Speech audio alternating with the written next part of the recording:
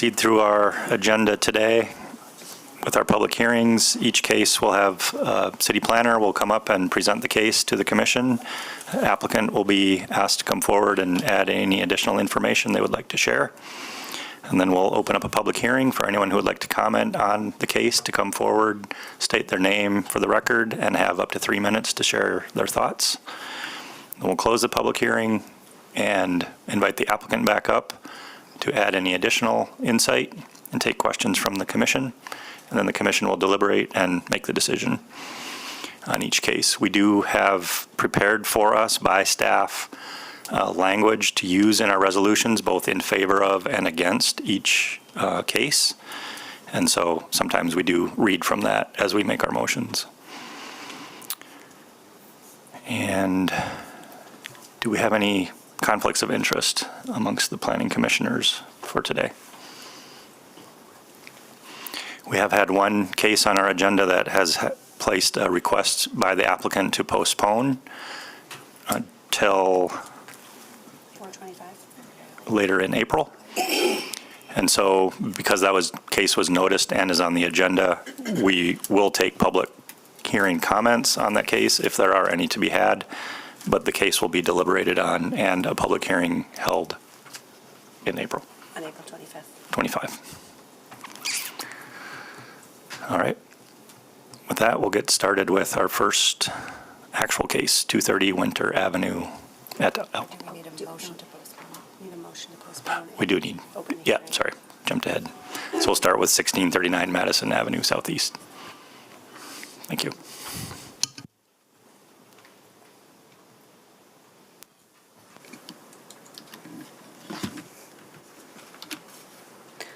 So for this first case, the applicant has asked that their item, 1639 Madison Avenue Southeast, which is not there, be postponed to April 25th. The applicant and the city would like to work out some additional details, and so they're asking for this additional time to do that.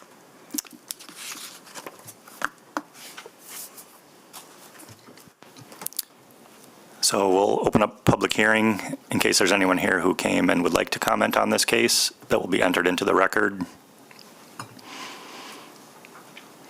Seeing no public comment, we'll close the public comment period and ask for a motion from the commission. I will make a motion to postpone till April 25th. Support. Any further discussion? All those in favor say aye. Aye. Any opposed, same sign. The motion passes.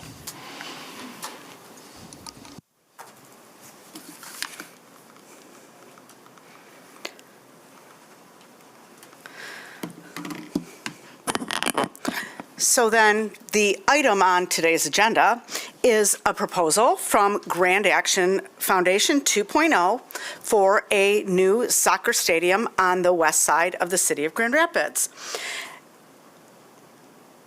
The stadium would have about 8,500 seats, and it would be on about 7.25 acres.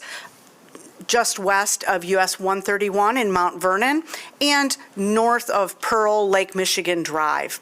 It's to be located immediately north of the YMCA and the former, it would also include the former Big Boy restaurant.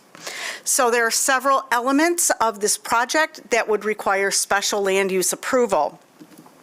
That includes the stadium use itself, alcohol service for game attendees and in the club restaurant that would also include outdoor seating, banquet facilities that are actually part of that restaurant use, but that would be rental, it'd be available for rental. Outdoor activities on the plaza, including mobile vending and a multimedia sign. And that sign is actually the proposed scoreboard.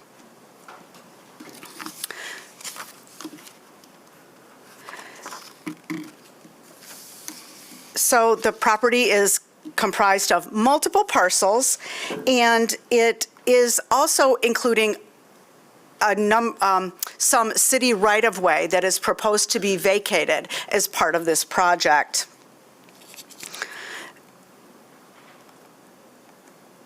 The stadium itself will consist of 2 buildings, an east and a west building, and it will be connected by a concourse.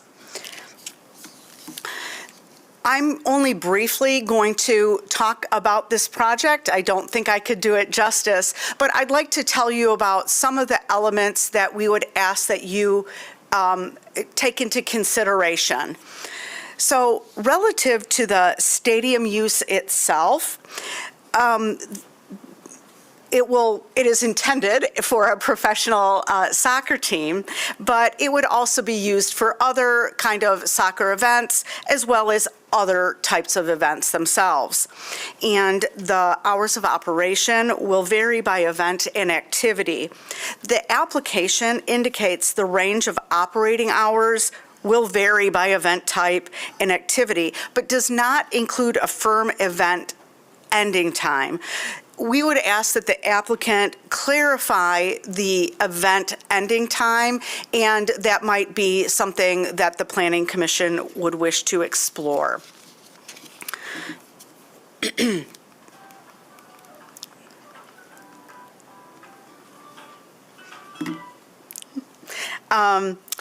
There will be several entrances to the stadium, and there will be and there will be entry plazas that can be used for events. You can see here on the southeast plaza, we've got north to the right on this slide. We have a relatively large plaza that could be used for mobile food vending and other types of events. We'd really want to explore what the end time of those outdoor events would be, as well as whether alcohol service is anticipated to be available.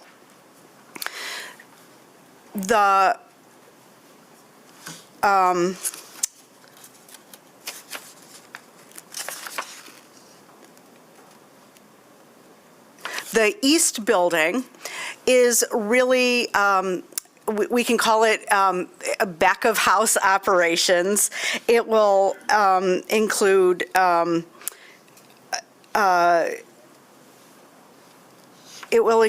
uses that won't really have don't lend themselves to a pedestrian-oriented experience at the street.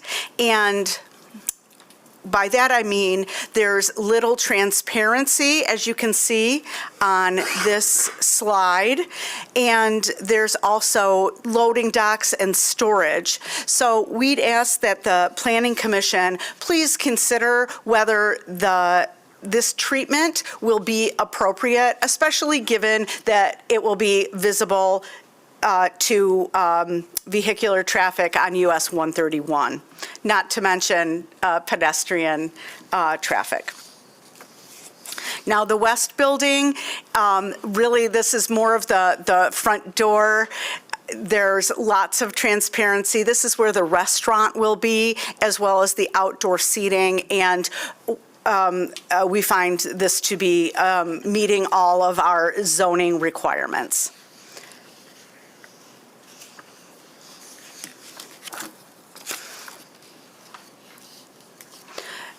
Back to the restaurant, the applicant will be able to describe this in better detail than me, but within the stadium, the restaurant will serve as what they're calling a club for during events for certain ticket holders, and during outside of game days, it will serve as a restaurant. The closing time of the restaurant is indicated to be 11 p.m. with outdoor seating of 10 p.m. weekdays and 11 p.m. Saturday and Sunday. If the Planning Commission is amenable to the the outdoor seating and the hours of operation. I did indicate midnight in the resolution to allow for additional flexibility. And of course, within this club area and the restaurant, alcohol service is proposed, and that is one of the things that is under consideration today.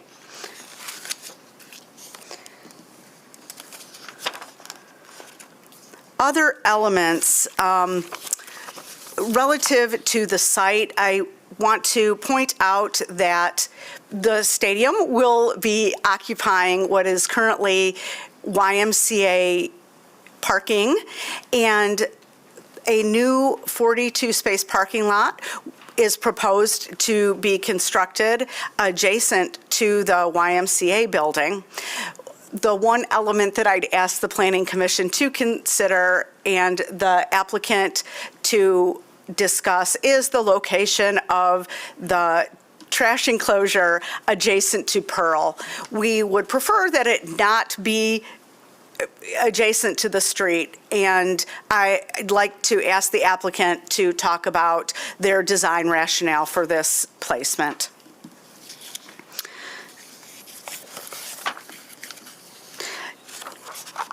I know that a lot of folks have been talking about traffic and parking in regard to this project, given that currently the development site is primarily parking lots. And so the applicant has indicated that they will be publishing a parking plan to address the coordination of parking resources, including plans to shuttle employees to and from the stadium from outlying dash lots. So I think I would ask that the Planning Commission and the applicant both explore the parking in a bit more detail. I do believe we have city staff here as well to talk about parking as well as traffic management. And that would be our next, the next element to consider. I know that the applicant has been working with the city and does propose a multimodal plan for access to the stadium, including public transit, rideshare, bikes, micro-mobility, and the like, not to mention vehicular traffic. We have received a letter from MDOT regarding traffic to and from the stadium, and subsequent to them submitting the letter that's in your packet, I received some additional comments from them just this morning, and they said that in order for them to fully support the soccer stadium, they would like to see a traffic study completed that identifies the number of trips generated during an event, where those trips are coming from, specifically where they are going to, and then any mitigations that would be needed. So these mitigations could be permanent or as needed during events.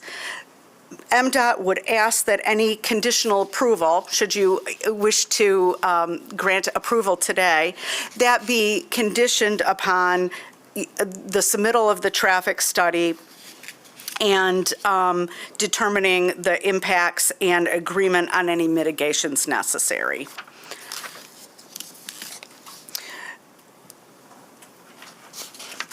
I'd like to next talk about lighting. And this is where MDOT comes in again. As we know, this proposed location is right next to US 131, and there could be impacts from the light of the stadium as well as the scoreboard on that traffic on 131. MDOT indicated that they would like to see more data and additional discussion about that, about the lighting and the scoreboard sign. And here they would ask that any conditional approval be contingent upon determining the impacts and an agreement on any mitigations necessary, or agreement on providing any mitigations necessary, I should say. So that would be for both lighting of the stadium and the scoreboard. Relative to sound, it is live sporting events are proposed here, and they can be noisy. The applicant has had a sound study completed, which Planning Department staff has passed on to our sound consultant. However, at this time, we have not received any comments back from our consultant.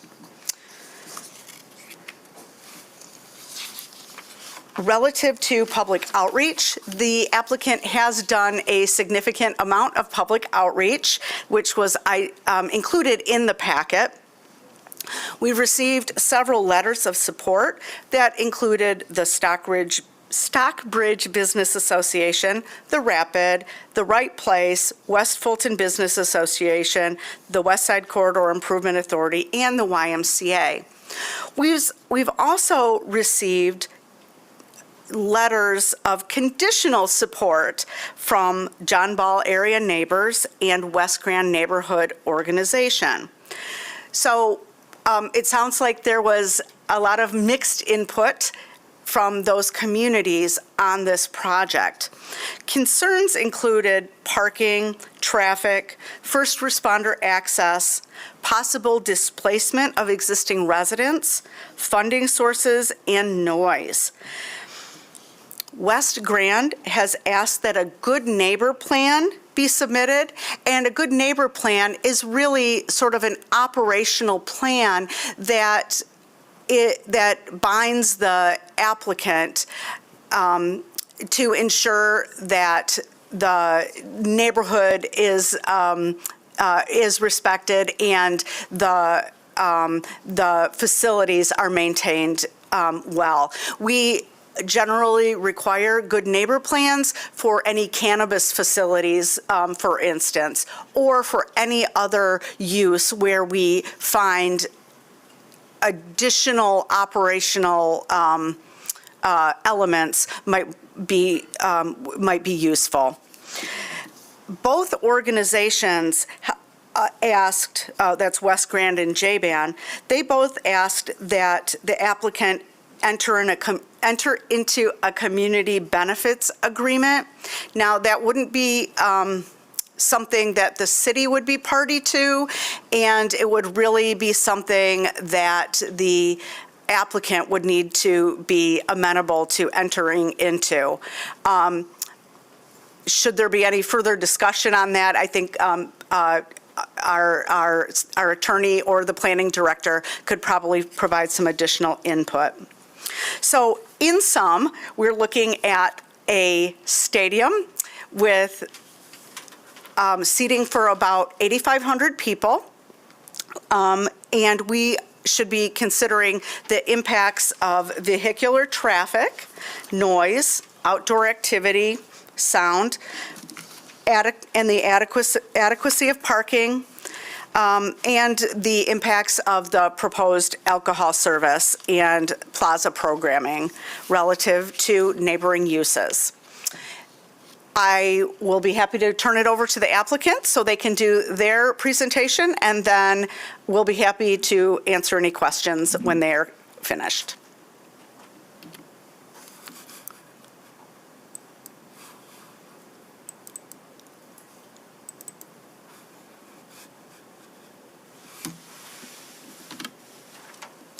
All righty.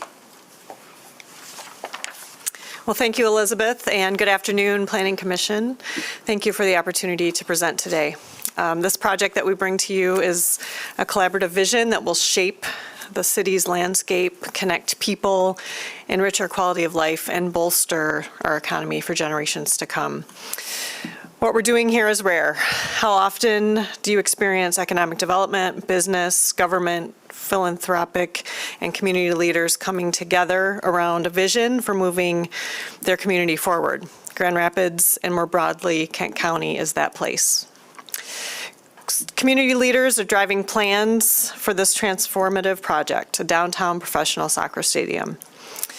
And Grand Action 2.0 is known for their history of successful entertainment venues that have had a very positive impact on our community and our region.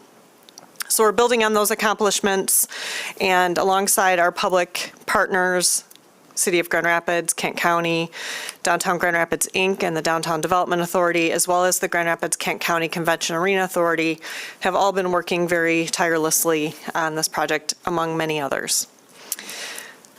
Certainly, this project wouldn't have come to you without a lot of research and investigation. So this project was identified and selected by Grand Action 2.0 from the 2017 and 2020 studies, the Destination Asset Study, along with the Venue and Attraction Study that was conducted, followed by several feasibility analysis that were done on various sites, different funding models, et cetera. So it comes to you with a lot of work behind it and many years of planning. But why soccer? And we have come to know that soccer is the fastest growing sport in the world with an international following, and certainly has the youngest, most diverse fan base in the country. It has a unique diversity that taps into communities and neighborhoods not currently reached by other sports in this way. And Grand Rapids is the perfect place for this benefit and to increase the popularity of the sport. The venue will become an anchor. It will enrich the quality of life for an increasingly diverse population in our region and will catalyze investments in housing, retail, commercial properties, bring new jobs, inspire entrepreneurial opportunities in our city, and drive regional tourism for generations to come. Here you're seeing the economic impact analysis report. The numbers are significant. 330 jobs over the next 30 years, along with over $408 million of net new economic impact to just the city over 30 years. Annual wage earnings of $5.2 million are estimated, again, just from earnings driven by the stadium. These are direct and indirect. So with that, I'll also add a couple of other points. One, we have many partners funding this project. It doesn't come without its challenges. It is a challenging site with a lot of infrastructure that needs to be relocated and expanded. And we are seeking approval from the city's Brownfield Redevelopment Authority for a transformational brownfield incentive that will help propel the project forward. Now, as part of that transformational brownfield plan application, there are a few elements of interest. One is an inclusion plan where we expect just the stadium alone to have over $6 million of participation by minority, women, and micro-local business enterprises. And that's just the stadium alone. In addition, housing investments could likely be spurred by private developers, and we will partner with housing developers to make that happen, to increase the number of housing units here in our city. And along with that will come an agreement. An affordable housing agreement is required as part of that transformational brownfield plan. And we look forward to continuing the work on that effort. And so yesterday we were at the Brownfield Redevelopment Authority making an informational presentation. And we're here before you today for the next step in the stadium's approval. So with that, I'll turn it over to Bill Culhane. He is our owner's rep and serving as the lead from our perspective on all of the moving parts of the project, and we'll go through some more technical aspects of the project. Hi, good afternoon. Thank you, Kara. Thank you, Elizabeth. Bill Culhane.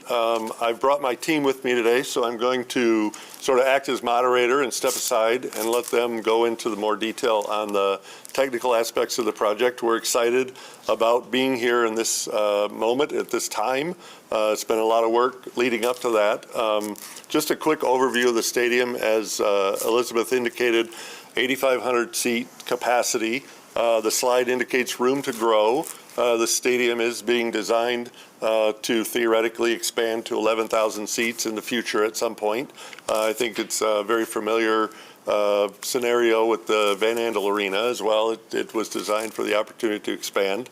Again, 17 professional soccer matches, as well as 56 other events, which could include high school or collegiate soccer, rugby, football, American football, or other forms of events that could take place. Community-based events are also being planned for the venue. It is, although it's an outdoor venue, we've identified numerous opportunities to make it a year-round venue. Things like Winterfest, World of Winter, other types of activity that take place on a 12-month calendar. So the venue, the toilet facilities, the concourse areas are all being designed in a way that it certainly could be used year-round. Josh, our lead civil engineer, will talk a little bit about some of the community spaces and plazas around the building that would be accessible during non-event times for community use. And again, I think Kara mentioned 164,000 visitors anticipated annually. So I'm going to step aside. I'll sort of act as the moderator if questions start coming. But we have Josh, our lead civil engineer, Julie, our lead planner at Progressive. We partnered with La Fuentes Consulting, and so Ana Ramirez is going to talk a little bit about what we did with community engagement, and then we're going to ask one of our lead design architects, Robert, to sort of wrap things up for you guys. So we've got a brief presentation we'd like to run through. Again, thank you for allowing us to be here today.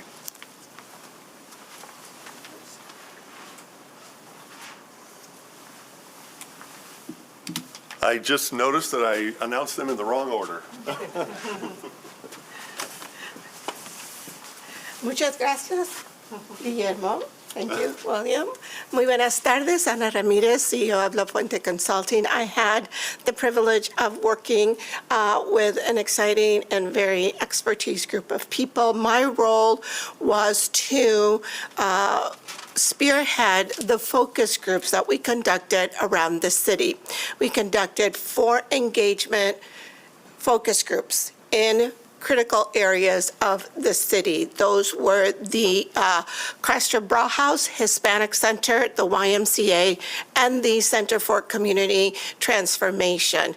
We had a lot of interest. We had a lot of participation in these focus groups. They were very conversational. The people that came to these focus groups not only were interested and engaged, but they were also people that love soccer, were intimately familiar with soccer. We had coaches, we had parents that volunteered, we had some students, and so this group of people that came engaged was very, very interested in soccer. We held one at the Brew House downtown. It was packed. We also wanted to let you know that we translated the material into 3 languages. We had Spanish, Vietnamese, Swahili, / Kinyarwanda. And so we invited people from the community in these various multicultural communities to attend. In addition, we had interpreters there for individuals who may needed language services.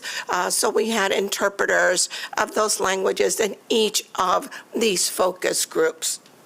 And so the conversations were very dynamic, very engaging. The Hispanic Center focus group was very, very well attended. We learned that on a given Saturday in the spring and summer, they can't find a field to play in. There's more than 50 teams on the Latino leagues. Same with the new immigrant and new American communities, where the Refugee Center and Bethany Christian Services hold a World Cup every summer. So there is a lot of interest in this project and what this will look like. At the YMCA, we had a full house as well. We had a coach there that was very, very knowledgeable about soccer. We also had a gentleman who had traveled to 15 countries to look at soccer in various countries and see the dynamics there. So people are interested, and this is the kind of expertise that is out in our community. And so we would just like to thank you for allowing us to bring this information to you. Muchas gracias. There's a couple other slides, sorry. Okay. Yeah. Okay, all right, all right. So in terms of my continued presentation, this has a big, big potential to bring multicultural, multilingual groups of our community together. I mentioned Bethany Christian Services and the Refugee Education Center. There's also Glimpse of Africa, who also has been growing in their presence and has put a festival here in downtown. They also have a huge constituency of people and players of soccer. So this is a important event, an important project for our community in bringing all of these communities together, particularly as we begin to build more and more relationships, and we understand that people that are coming to our community already have a standard by which they judge us, and that is, are we diverse? Are we welcoming? All right, and are there areas where they can see that we are thriving in those areas? And so there is a lot of opportunity to incentivize a lot of the transit that is here and also coming to downtown that is walkable in that area. There are a ton, as you know, a lot of soccer leagues, a lot of soccer teams in Grand Rapids and our surrounding area. My niece happens to play for the traveling team Chicago Fire. So there is a lot of engagement. And I'd like to share one comment that a mother made at our Hispanic Center focus group. She goes, my kid, and she was talking in Spanish, my kids play soccer, and to me, to have a stadium where my child can potentially see himself playing in this stadium as an adult is very exciting to her. And so the potential here is enormous, and there's great excitement for this project. Plus, we'll have a lot of fun. All right? Yep. Thank you. Thank you, Anna. So just a couple of things that we heard from these community engagements. Pull that up. Yep, just a couple of other things we heard from the community engagement, right? Affordability and access is a key thing that we heard from a lot of these community engagements, whether it was our focus groups or our 9 different neighborhood or business associations that we met with. We also had an open house, right? Parking and traffic, we heard that from Elizabeth. Transit is going to be a key part of this. We have been in communications at a preliminary level with various departments at the city as well as the Rapid about the opportunities that we have to really feature transit in this venue. We've got a really nice access on all 4 sides, right? Mount Vernon is a little restricted because of the expressway, and it's sort of industrial nature along there with the big concrete wall, but we're talking about pedestrian access. We're talking about identifying opportunities to partner with the Rapid along Bloomrich. And Josh will go over that a little bit more in his presentation, but really turning this into a model transit hub for 8,500 people coming and going from various events. Sound was one of the things that we talked about, and then, as Elizabeth said, we have a sound study that was included and categorized various levels of sound during pregame, during game events, and then of course during goals. That's going to be the noisiest time of anything coming out of the soccer stadium. Robert is going to talk a little bit about sustainability and then viability and housing. And housing, as we know from the Bridge South Plan, housing was an opportunity that could have occupied this site. As you'll see, dash lots 7 to the far north, dash lots 9 on the other side of the expressway, and dash lot 8 are still available for potential housing development. So that's still a very strong possibility. And then the last slide here is, again, just graphically identifying design for accessibility, advertising to diverse communities and soccer lovers, coordinating with local businesses to ensure that we have a mutual beneficial relationship, not only with businesses, but as well as neighborhoods. And then part of this March to the Match is sort of planning and developing a community plan for events, especially soccer, professional soccer events, but other events as well. And those were a lot of the things that came out of the community engagement. We have pages and pages, and I think Julie submitted our total community engagement outline as part of the packet that you received. Julie, do you want to come up and talk a little bit about our reaction to mobility and traffic? Yes. So, good afternoon, everyone. Those key points that we heard through our community engagement throughout, the course of this presentation, and also in the, the portion where we respond to folks during the public hearing, we'll go through how we're addressing those key topics that emerged. Obviously, circulation and mobility is a huge one. It's, in our best interest to make sure that we are getting people to the stadium. Obviously, in the city center, no parking is required, and that's part of, a city's concerted effort to have a balanced transportation network in the city. And we can't change travel behavior unless we change land use, and not providing parking on site is one way. But we can't just change the land use without investing in changing travel behavior through these other means. So as Bill said, we've been in talks with Mobile GR and the Rapid to, figure out how we can locate transit on site in a way that incentivizes and entices people, dignifies the experience of using transit. It's really going to be a critical part of the experience coming to this stadium.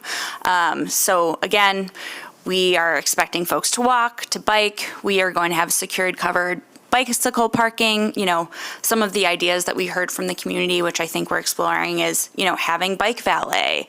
There are a lot of great ideas that came from our engagement that we, I personally wouldn't have thought of, and it was really meaningful to get some of these ideas from folks. On the site here, you can see where the existing transit nearby exists, so both the Dash line as well as the Laker line, and you can see sort of where we've identified areas that we are prioritizing for bike parking, for rideshare and shuttle drop-off, and then showing, the existing street network. We're sort of thinking, because of the business district on Bridge Street, it's likely that a lot of pedestrians will be coming from the north.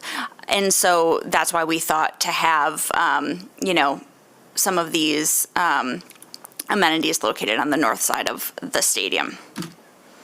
And then parking. So we did touch on this a bit. No parking is required, but that doesn't mean that parking doesn't exist in the downtown. We did an analysis, and just over 16,000 parking spaces exist within a 15-minute walk of the stadium. And this does not include street parking west of Seward.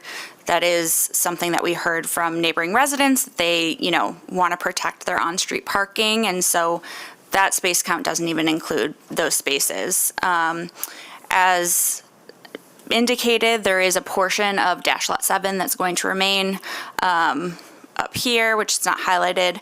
All of Dash Lot 8 and Dash Lot 9 are going to remain as well. In addition, for the first time, Grand Valley is going to allow the use of their parking facilities on the south side of Lake Michigan, so there will be dedicated parking for YMCA members, as well as opportunities for patrons of the stadium to park at the Grand Valley lots. So we're excited about these partnerships. We're excited to really make this stadium an example for how we can coordinate the use of non-motorized and transit. And yeah, looking forward to responding to comments. Josh.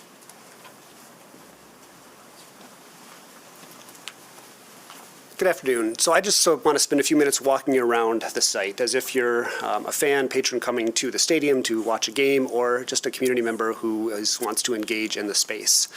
So on this site plan here, so this corner at the southeast at Pearl and Mount Vernon is what we're considering our South Plaza. That's a pretty substantial size plaza. It's around 20,000 square feet. So a lot of space in there to be used on game day. It'll be opportunity to have it secure during a game day for alcohol sales, and on non-game day it's going to be open in the hardscape area so community members can use it.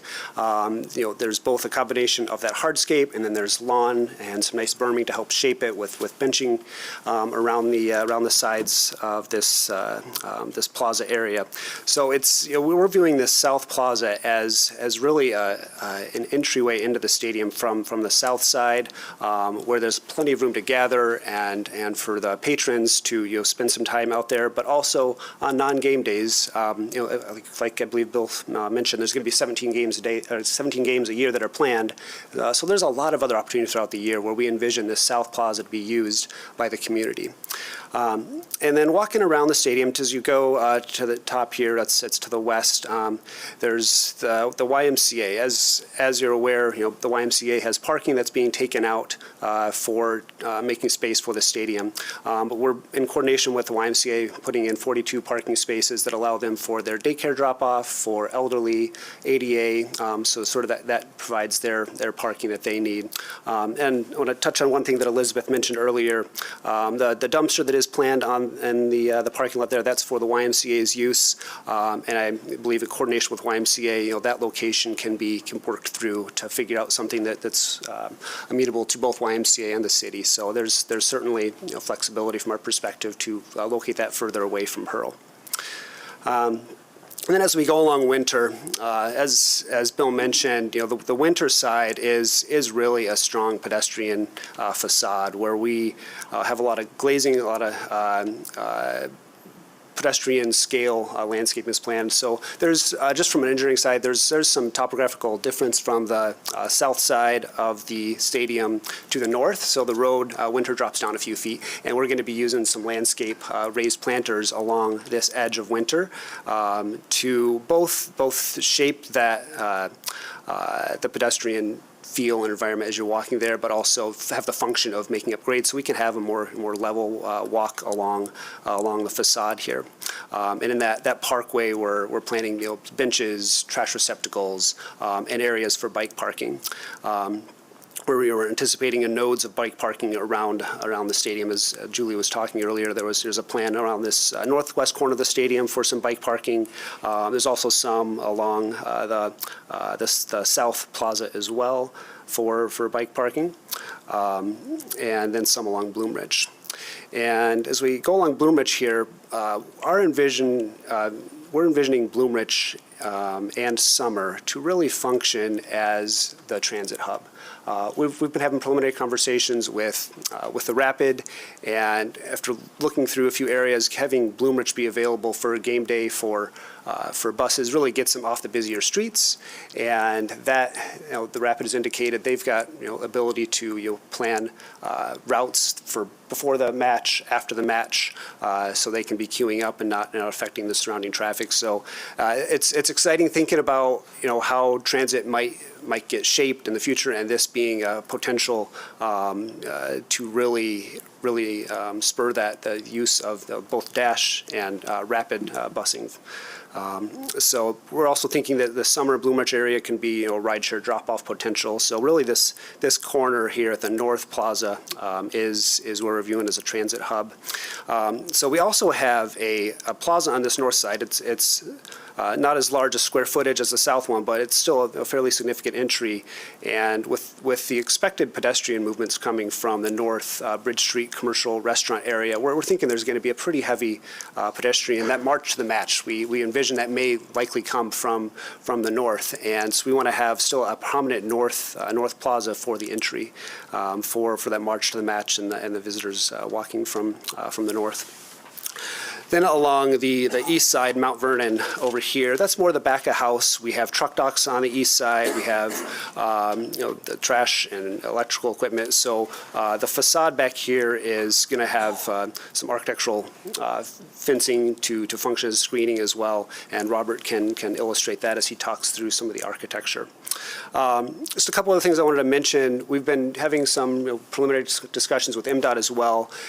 With the pedestrian movements we're expecting to get from the east and all the different directions, we're realizing we need to assess not only just the footprint of the stadium, but you look at the pedestrian pathways. Where are there sidewalks? Where are there landing zones for people waiting to cross the street that need to be improved? You need additional queuing space for people to wait. So we know, certainly at the corner of Mount Vernon and Pearl, that intersection, that needs more sidewalk improvement, and we're in discussions with MDOT about improvements that are going to be needed there. So we're envisioning those things. We're excited with where we're at today, and with that, I'm going to turn it over to Robert to talk through some architecture. Thank you, Josh, and thank you, Commission, for allowing us to share with you what we've been planning and studying for Grand Action 2.0. Robert Ferguson, design architect and proud resident of the city of Grand Rapids for the last 18 plus years. Our project study to date has included spatial planning and sort of amassing materiality and sort of conceptual or schematic design of the stadium itself.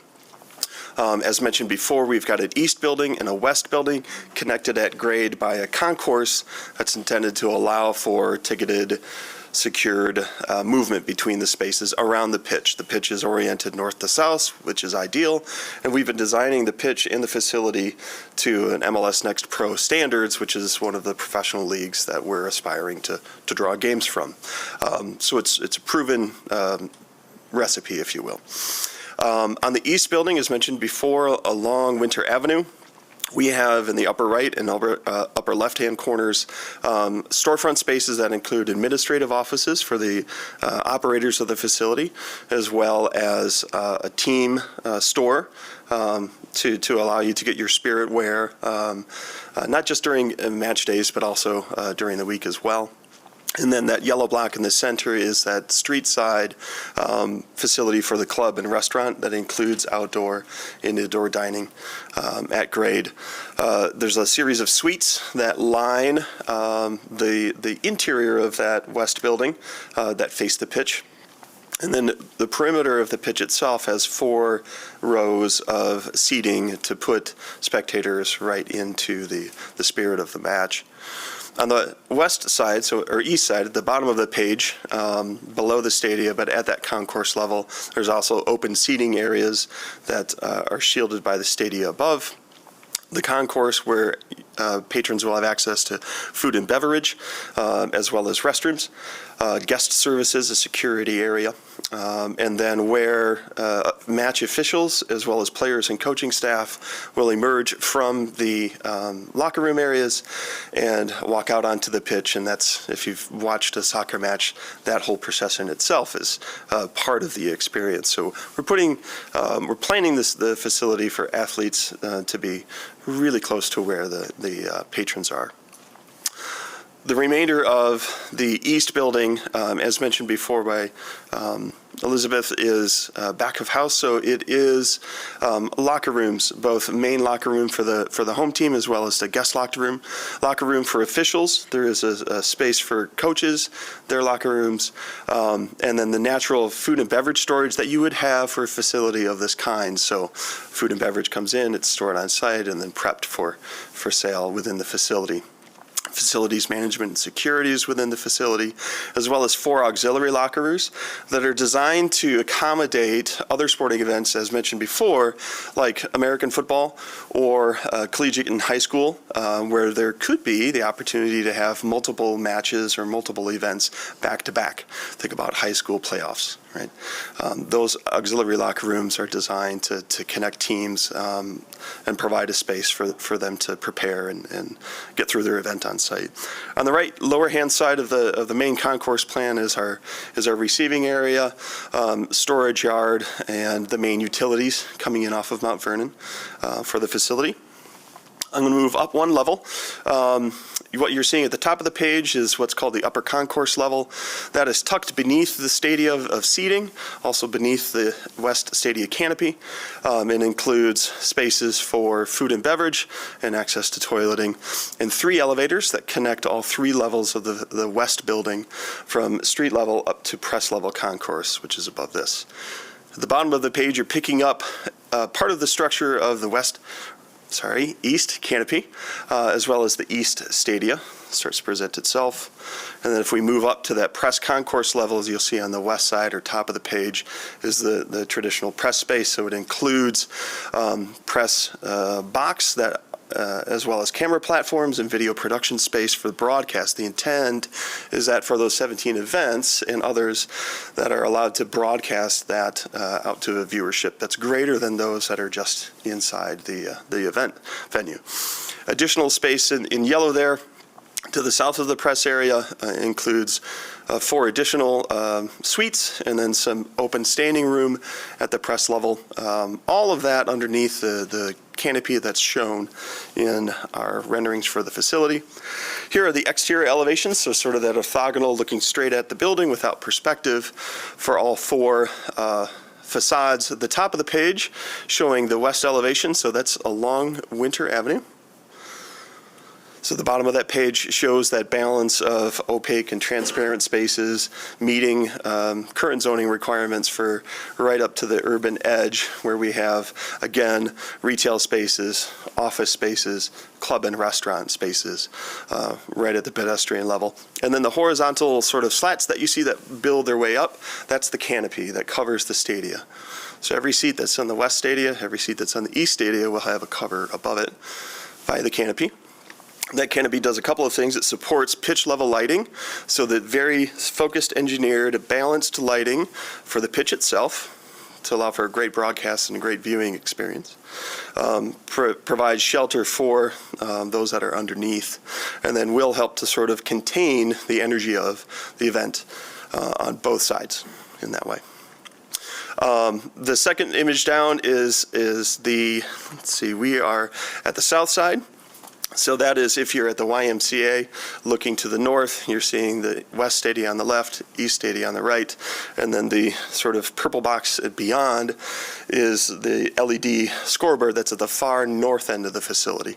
That's placed there from a viewing angle, and also at that end helps contain the energy again of what's happening inside, because we have the YMCA and its mass building directly to the south. Third image down is from Mount Vernon and what you would see from 131 above it. Again, our horizontal metal canopy that's screening the backside of the stadia and covering the stadia seats themselves above. And then a very intentional but selective application of opaque wall and transparent wall, where we have locker rooms, physical training rooms, offices for facilities staff. Right, so we're trying to balance the texture of that pedestrian experience with where it makes sense to bring light in, but maybe block visual views into locker rooms, training rooms, and other facility spaces. And then if you were to stand on Summer coming south from Bridge Street, the bottom image presents the backside of the scoreboard. The left-hand side is to the east. That's the stadia edge there.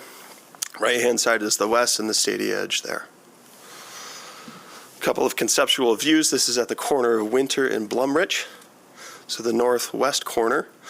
Again, the goal was to provide a relatively pedestrian scale experience at grade, and that's where we're seeing an encouraging pedestrian movement, balance of transparency, and vegetated access. Josh spoke to things like parking for bicycles and multimodal transit within that space.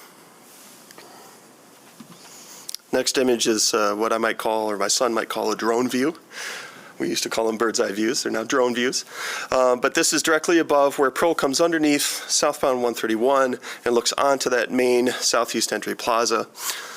Josh spoke to the size of that space. For comparison's sake, it's more than twice the size of the plaza that's to the north of Anandel Arena. So if you think about Fulton Street up to the glassy facade of Anandel Arena, this space is twice that and has a fair amount of vegetated space, native plantings and trees, rolling topography, and as mentioned before, the opportunity to host before and after event gatherings. Secure line is shown there. We've got patrons queued up, making their way through security, and then you enter into that space. Further underneath the canopy is the entry into the concourse proper inside of the facility. So with that, I'll turn it back over to Bill to receive any questions. Thank you again for your time. Thank you, Robert, and thank you for allowing us to do this presentation. Just before we get into any questions that you may have or for our team, I just wanted to talk a little bit about MDOT and our communication with MDOT regarding visibility of the scoreboard as well as light and interference in surrounding areas. We are more than ready to work with MDOT at a more detailed level, and we would hope that we could work with staff planning and MDOT to resolve some of these issues that we haven't been able to resolve as of yet with them with regards to lighting levels. I will say we've communicated again with MDOT as recently as today that the lighting levels that would be coming off of the scoreboard are at or below the current lighting levels that you have in the ordinance for billboards. There's nothing directly in the ordinance addressing visibility of scoreboards or video replay boards because we don't have any outdoor facilities of this size in town. But as far as lighting levels coming off of that, we are in compliance if we were to apply the billboard standard. And then also, just in terms of some of the comments that we received from community engagement partners and some of the letters that Elizabeth referred to, the Convention Arena Authority and their partner ASM Global, who runs the Van Andel Arena, the market, and of course DeVos Place Convention Center, as well as DeVos Performance Hall, would be operating this facility as well. So when you think about in terms of the level of care, the level of maintenance that those facilities undergo, the level of events and how they manage those events, and their familiarity with the city and event management planning, that would be the same group that would be doing that as well on this. So Karen, unless you have anything else to add, again, thank you for sort of an elongated presentation, but we're ready to answer any questions that you might have. Thank you very much. Any questions for the applicant? I have some. Thank you for your presentation. I appreciated at the beginning, it might have been in Elizabeth's presentation, talk about plans for not only thinking about mobility as it relates to the folks coming to view events or participate in events, but also the folks that have to work at events and show up earlier and leave sometimes significantly later after events are done. And so I did hear mention of kind of plans to with shuttles to the dash lots, but wondered if you could expand upon your plans for making sure the folks that are working at your events are getting to and from safely. Yep, and so premium parking around the venue that's existing, of course, is important to make that available to the guests. And so the early conversations we've had with the ASM Global is that we would designate lots for employees to park, and then those lots would be a shuttle in cooperation with the Rapid, compensated for by the ASM Global for their employees to park there then to be shuttled into the event. And then those shuttles would continue to run after the event was over so that the employees could get back to their cars without having to walk or traverse the sidewalks at a later hour. Some of the events are matinees, so of course, they're during the daylight hours. But yeah, that's part of the ongoing discussions that are occurring between ASM Global and the Rapid. Okay, thank you. Could you talk through the service access off Mount Vernon, because it looks like it crosses a two-way bikeway plus the sidewalk, so just wondering what kind of safety measures you might be putting in place for that? Yep. So, Josh, I'll take a shot at it, and you can correct me if I say anything wrong. So down in the lower right-hand corner of the plan, illustrated to the far right in this white area, what we have enclosed here is where the cursor is tracing here. This is a outdoor storage area, which would be also used as potentially that valet bike parking and other storage areas for multimodal or transportation areas. This is an easement here where we're going to have utilities going through. So again, we're not able to construct over that easement. So again, that would be an area again where the bikes, the scooters, and other things could be stored. We do have a formal loading dock here, which has two truck docks that would back in off of Mount Vernon. And then we also have emergency vehicle access that would come through this gate up a ramp and then onto the concourse area to provide emergency access to the pitch. We have spoke with Mobile GR. We know that there's plans for the bike lane to go in there and hopefully to be done in conjunction with the project should we move forward. And so our civil team has done some turning radiuses. So the plan now is similar to the loading dock at the convention center on Lyon Street, not the one at the north on Michigan, but on Lyon. So they would have traffic safety. ASM Global would provide traffic safety individuals out there on the street. The trucks would come in down Mount Vernon. They would maneuver themselves through the city traffic to come down through Mount Vernon and then back into this space. And we run turning radius analysis of large trucks. We're proposing some rolled curbs instead of a hard curb in some areas. And then also coordinated delivery times. The major deliveries for events or for major food or beverage would be coordinated during non-peak times. We still would have panel trucks, UPS, FedEx size trucks that would still come into this loading dock area throughout the day. But the intent would be early morning or later evening deliveries for those larger vehicles with a traffic safety attendant in Mount Vernon, provided by ASM Global.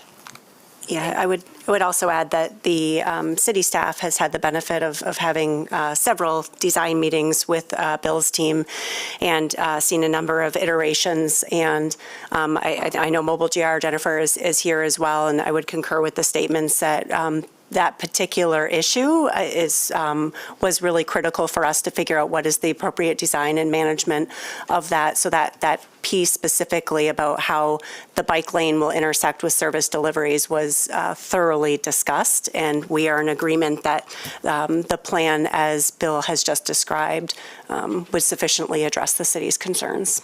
Thank you. And then in terms of the discussions with MDOT, I guess, and this might be a question for staff as well, but what kinds of, what authority does MDOT have over any of this? Is the signs close enough to the highway that they have to approve the sign levels? I guess I just don't, yeah. Yeah, and I guess I could start by addressing that, and then if you want to follow up. So distracted driving, would be their number one concern, and visibility from primarily southbound S-curve. Yeah. And so what we've done, and we have available if anybody would like to see it, it did not get submitted as part of your packet, but we've captured views from 2,000, 1,400, and I think 800 feet from the stadium as you're coming south on the S-curve. There's a very small portion of, I think Robert described it as about the size of your thumb from about 2,000 feet away of what you would see of the scoreboard. But in addition to direct visibility of the scoreboard, which MDOT does have authority over instant replays and things of that nature, very similar to up on at the Whitecap Stadium going north on 131. So they want to make sure that we are shielding the video board and that it is not fully visible from 131.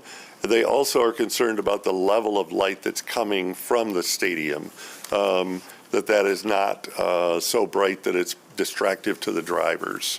And that's where I referenced earlier the billboard lighting levels that are in the city ordinance. Those are the two primary things, I believe, that MDOT, direct visibility and lighting levels. Yeah, I can get that in terms of distracted driving and safety of drivers. I guess maybe a follow-up question related to like the traffic study they're requesting is that required? And I'm also wondering what kinds of mitigations they would potentially propose, and if we're, I don't know, overburdening our applicant here with that. Yeah, I'll start if you want to jump in. And again, our mobile GR director is here and can supplement. But we are confident that we can, in light of the fact that these are episodic events, I think it was 15 to 20 per year, that we are confident that we are able to manage the traffic in partnership with MDOT, Office of Special Events, Mobile GR, and the CAA and GRPD to be able to come up with an event management plan similar to what is done for Van Andel Arena, for example. So I think the term study was used, but I think it's really the development of a coordinated plan. All of those entities that I've listed are here in partnership to try to figure out a plan that works for everybody, and we are confident that we're able to do that. Jennifer, is there anything that I've missed? Okay. I guess the reason for my question is that I would be concerned potentially that a traffic study would just focus on single occupancy vehicle traffic rather than the multimodal strategy that is before us. And so if MDOT is requesting mitigation that's just focused on vehicle traffic, Jennifer, do you want to speak to that a little bit, if you don't mind? Thank you.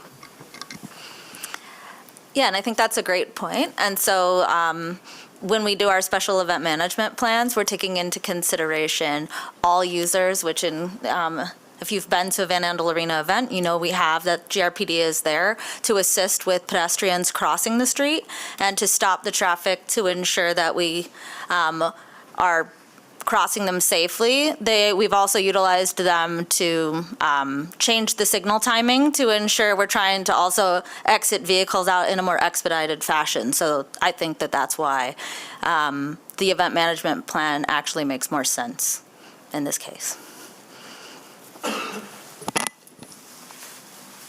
On the same vein of transportation, you noted, and I was pleased to hear that people residents in the area, particularly to the west, wanted to ensure that they won't have cars parking up and down their streets when a lot of them need that parking for their housing.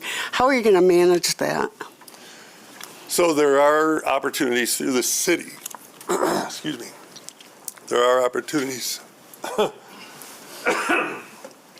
There are opportunities through the city to do a residential parking permit plan. Oh, okay. So the stadium wouldn't enact that. It would have to be something that was generated by the residents. But there are those opportunities. And then the other primary way that that the events can influence this is through advanced education, through the implementation of the parking plan, through notification. Currently, ASM Global sends out informational packets, usually electronic packets, to individuals who are coming to events to one of their venues, identifying places to park that are convenient, identifying cost levels of that parking, proximity to the venue. So our primary plan would be to educate people on areas and opportunities where they could park, not really having the authority to mandate or enforce that. It would be mainly through education and encouragement. I would also add that there is an opportunity that is being created across the street. GVSU has a parking structure of, I believe it's 950 spaces. Currently, that parking deck is not available for public use, but GVSU has confirmed that they will be investing in software that will make that parking deck available during events, but also during potential for, it will also be available during non-peak times for GVSU and the opportunity for it to be available publicly. So I think that that's an opportunity that is that is not in place today, that will be available when this project comes online, if approved. Is that true for all of the lots that we saw on that illustration, or just the garage? So in my communication with GVSU thus far, it's just the parking deck that's immediately south. They've stated that there could be, if the demand is there could be an opportunity to expand that to the other facilities that they own, but that's not something that was committed at this time. I'm thinking specifically of the one off Fulton that is empty a lot.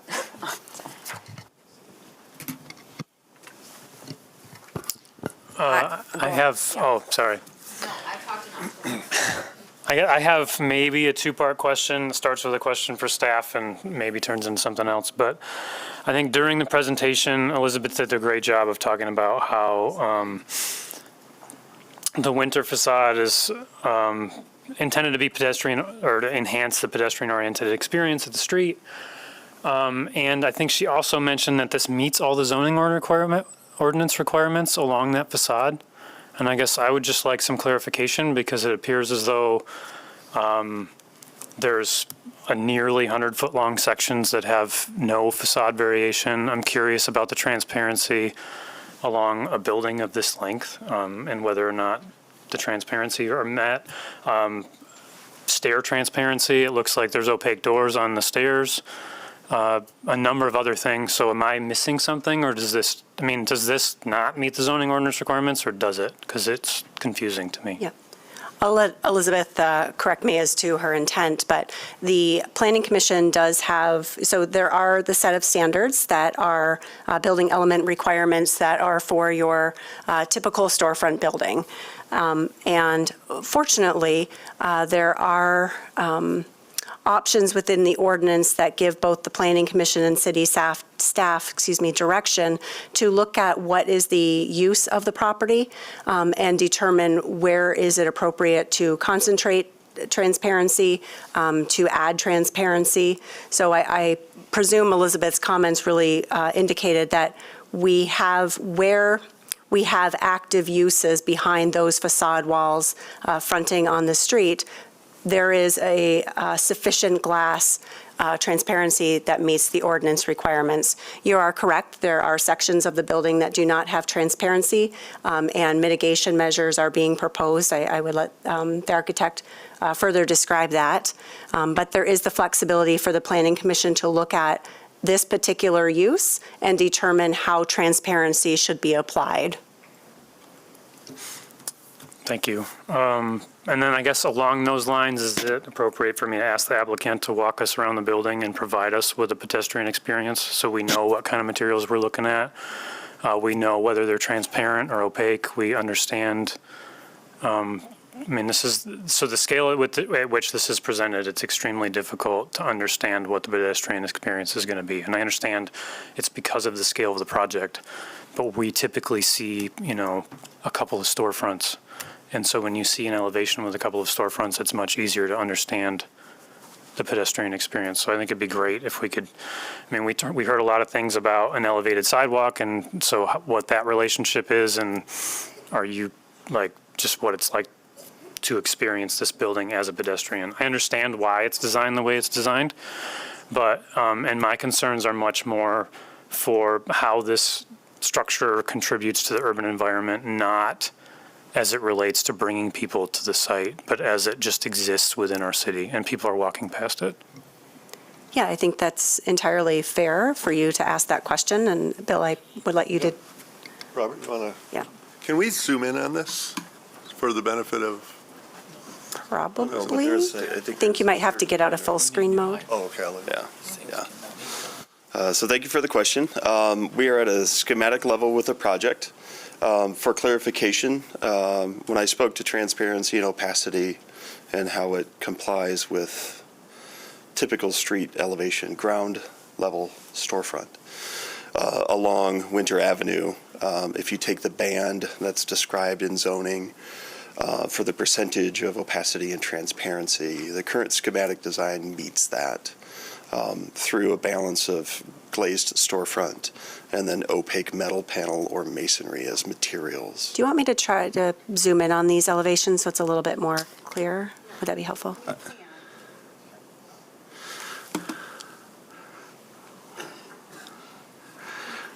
We can, maybe here. Even in that other mode, we can still zoom in, but I think you. We'll try this, and please let me know if this is somewhat sufficient. It may take a while for this to load. Just close that. This here? No, the X there. This? Yeah. Okay, here we go. We'll try that. I don't know if the resolution will come up to snuff here for everyone, but that horizontal band where we've got. Sorry, Robert, do you just want to orient us where in the building Yeah. we are looking at this? This is the Yeah, so northwest corner, I think? This is the northwest corner. Yep. So at the very left edge here, just above the text, we have the wrapper of the upper concourse above the street level, and then recessed areas with gates and screens that allow for ingress or egress to the main concourse. And then where you start to see glass here as storefront, that is spaces that are interior supporting administrative offices for the facility.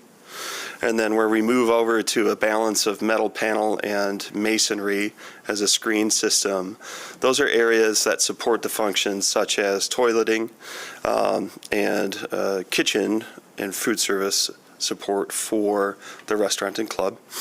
And then to your point, Brian, there is egress stairs that exit through that, through a pair of doors. Robert, can you talk a little bit about the upper concourse there and its openness to Winter Avenue as well? Sure, yep. As far as activity? Yeah. So above this gray band that runs through is you're starting to see inside the leading edge of the building to the open air upper concourse. So during events, you're seeing people move through there. During non-events, it's an open space, open air, and you're able to see what activity, if any, is at that level. The horizontal gold bands that you see are part of the canopy structure and are a balance of about 50 to 50 of opaque metal bands and then open air. So that the texture of that facade is balanced between open and enclosed. And as it moves up to the top quarter of this elevation, that's where the canopy roof starts, and we turn over into a metal shingle roof that shields the stadia below.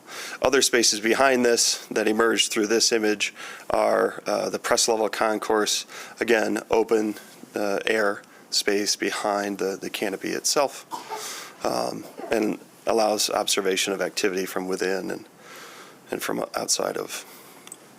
As we move towards the center of this west elevation, you'll see the storefronts of what you might normally see in town elsewhere, where we've got restaurant with glass doors, potential for open air doors when the weather's great. 10 times a year we get that consistently. And then a potential for outdoor dining space, which is part of what adds to that activity of being in the city center in a facility like this. We've got a VIP entry here, which is for those that are coming to the club or the suite, as well as entering into the restaurant on non-event days. And then again, another section that includes a utility connection to the building for water, fire suppression, gas, and then toileting spaces, so non-light seeking spaces up against that edge. Remember, opposite the hallway in this building is suites that view onto the pitch. To the right of that, we pick back up with a clear storefront that goes from just above sidewalk level all the way up, as well as with a clerestory or transom window section like we traditionally see in storefronts. Those are onto a white box space and a team store. At the corner, just below the upper concourse as it wraps around to the south, we're seeing again a series of painted metal screens and gates that provide that security and access control to the concourse recessed back from the street.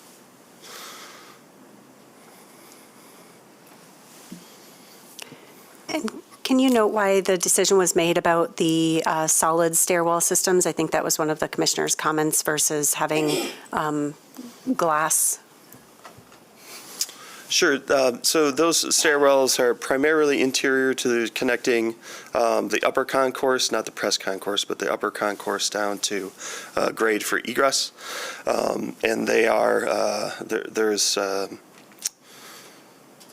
really, the activity there is only during events and only when there's an emergency to leave the facility. It's not intended for movement of patrons or those that are occupying the facility to go up and down, which is where the benefit of transparency comes in more traditional occupancies. Robert, maybe you could span them to the north or south elevation. The primary circulation stairs are exterior, so they're not enclosed. Yep. So Bill is speaking to, if we go to our south elevation here, you will see, as you do at other stadiums, open air stairs that connect patrons from ground level up to this upper concourse where this person is peeking over the wall, and then ascending up to the press level concourse that allows access to and egress from seating. The tower that we're seeing here is the elevator that connects all 3 stories, and if you recall, we have 3 of those elevators on this side of the building. So in those north and south elevations, are those, I think it says metal panel, but are those fences or are they walls? Or like what are people walking past when they walk between? Sure. They're walking past a balance of metal gates and fencing that provide open air access and views through, but a secure environment from the concourse. And then above that, you see what's wrapping down is opaque metal that hides the structural edge of the upper concourse that floats above the street, and then starts to screen as you move further to the east, views into the stadium from the street level. Again, the big purple box here is the LED display that's 300 plus feet to the north. And then at the southeast entry, we start to transfer over to more of the metal gates and fence walls that provide access control, but visions through the pitch from public space. Could you switch to that, the first floor level plan? I'm struggling, to Brian's question, where the fencing is actually there, if I'm walking down the street, and what's directly behind it. Sure. From an overhead view plan, is that fencing is not directly up against a masonry wall? There's some. Let's see if I can page through here correctly. Maybe this is here. Yeah, like on that plan there. So again, at the upper edge of the colored blocks is the street edge for Winter Avenue. On the left-hand side is the southeast area. Where we were just talking about fence and gates is right at this edge of the beige coloring. The beige coloring is the interior secure edge of the concourse. Those gates are here. And then that low wall that connects upper concourse down to grade finds its way along the southern edge of the concourse. What are you seeing here are stairs that start to ascend up to the upper concourse, elevator here that provides access. And a similar sort of element on the northwest entry. We've got a recessed area from the street, gates for screening and access control, but views through an open air onto the concourse that's beyond. So on that west elevation, which is where we are now, there's a significant length of, for instance, a wall system that's just labeled painted metal screen fence and gate system over brick veneer. Sure. So that is a metal fencing that's direct applied to a masonry wall? It might look like fencing, but it's a series of painted metal grates. So it softens the idea of just a masonry wall and includes patterning and depth in the facade in an area of program like kitchen and toilet rooms that are not necessarily light-seeking. Yeah, So instead of just a blank masonry wall, we're looking at layers and depth and texture and materiality change. Not doing that with glazing.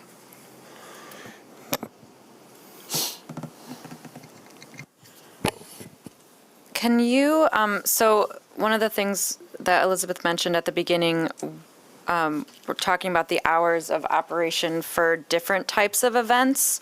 Can you talk about the different types of events you plan to have there and clarify like kind of your end time for those? Yep, so the, any weekday or Sunday games are considered matinee timeframes. So they, when I say weekday, they don't usually have games on Monday, Tuesday, or Wednesday. So it'd be Thursday or Sunday games would be more of matinee games, which would start between 3 and 3:30 and roughly 2 hours to 2.5 hours of gameplay. And then, of course, you'd have exiting and event cleanup and things after that. Games that occur on Friday evenings or Saturday would start between 7 and 7:30, and they would, again, have that 2.5 hour time frame to be done around 10 o'clock. And then, of course, cleanup or management of the venue after that. I believe the restaurant times that Elizabeth quoted were allowed to midnight on weekends, Friday and weekends, excluding Sundays. But our anticipated restaurant times or other activity times would be concluding around 10 or wrapping up at 11 o'clock at night. Restaurant hours for, should the demand be there to run the club as a restaurant, would be lunch and dinner crowd. It wouldn't be a breakfast. So it would be 11:30 to 10 p.m. Okay, thanks. And so what about the events like in the stadium itself that wouldn't necessarily be related to your? So non-professional soccer events or events like that, we're anticipating most of those events, community-based events, would operate, essentially between 8 a.m. and roughly that 10 p.m. timeframe. There may be some things like if we were to be a venue for World of Winter, they may want to stay open on Friday and Saturday until that 11 o'clock hour to take advantage of maybe some of the displays that are lighted.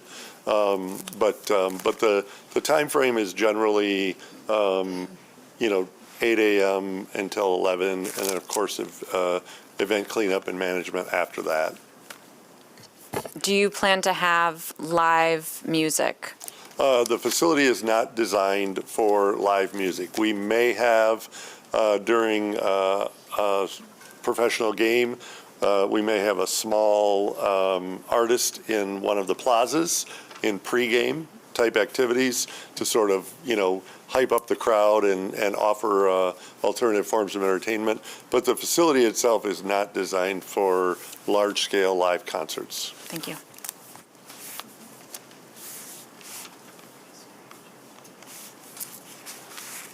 We're excited about the amphitheater for those. Thank you. Any further questions at this time?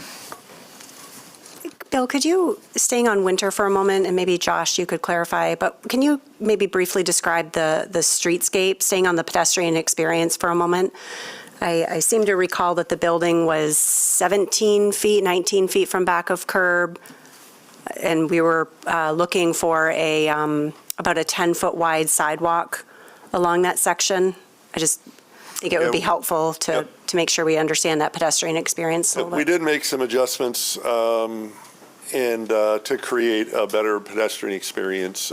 We did eliminate parking, which is currently there, and then we made some adjustments to the sidewalk. Go ahead, Jeff. Yeah, it's Kristen. So we have, and you can see on this image here, there's that raised landscape area. It's about 8 feet wide.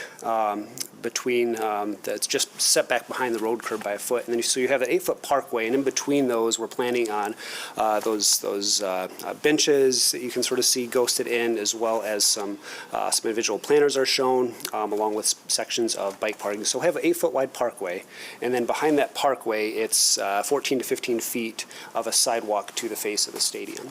The only spot that narrows down at all is at the outdoor seating. It's about 11 feet from that raised planter to the outdoor seating area. So, but everywhere else is in that 14 to 15 feet between the stadium and the raised planting.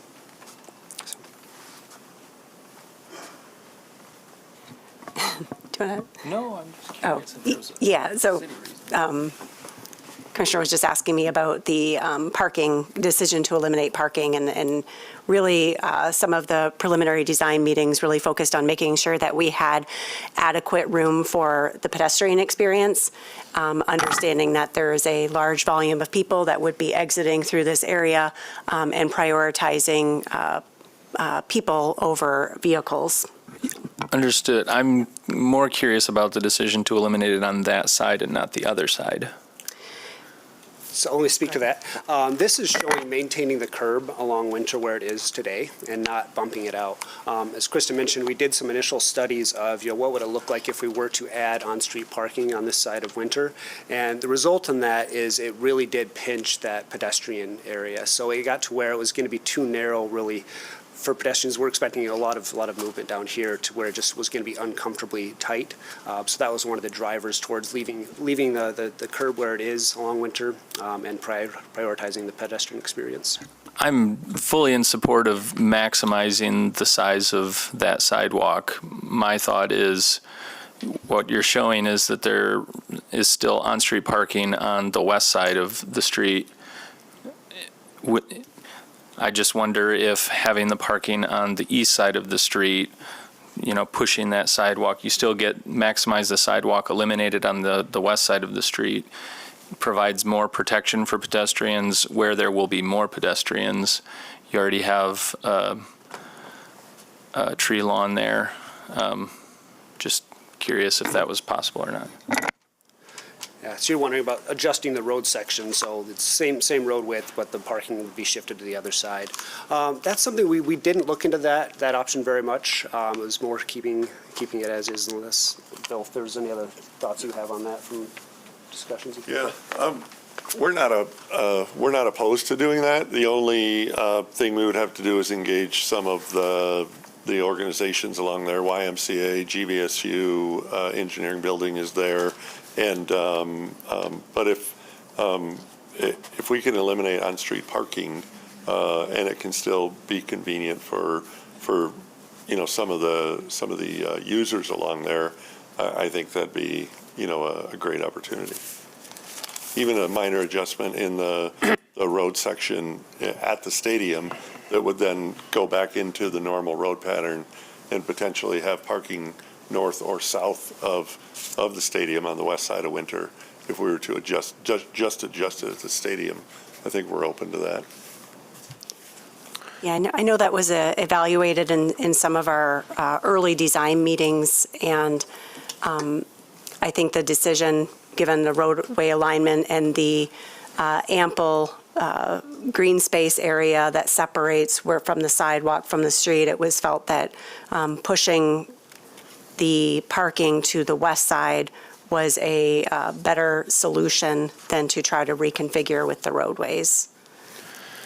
Is there any plan to limit or direct, like, ride share pickup drop-off areas around the stadium? Like, because I can see this becoming quite, right, if everybody's trying to get an Uber after an event, that gets quite congested.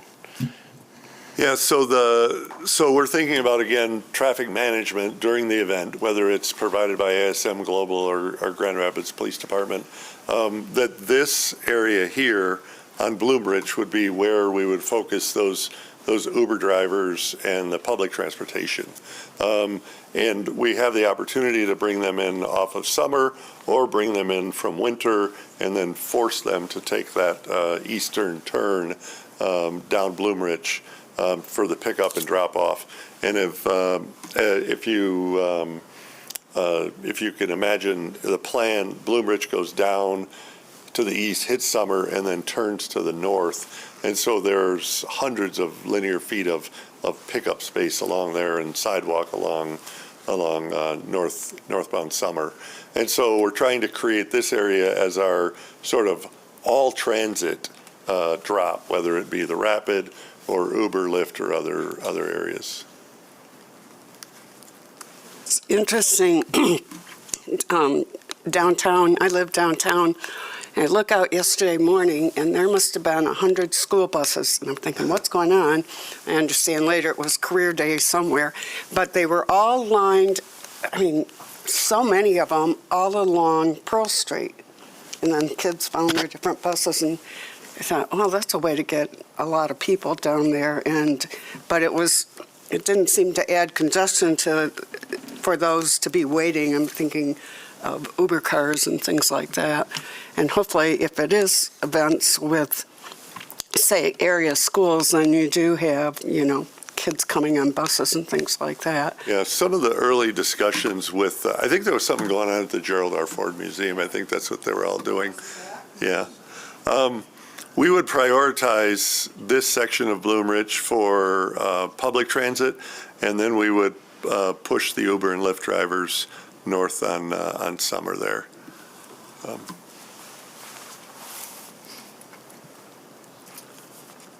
Could we have some clarification on the fence types that are shown on L901?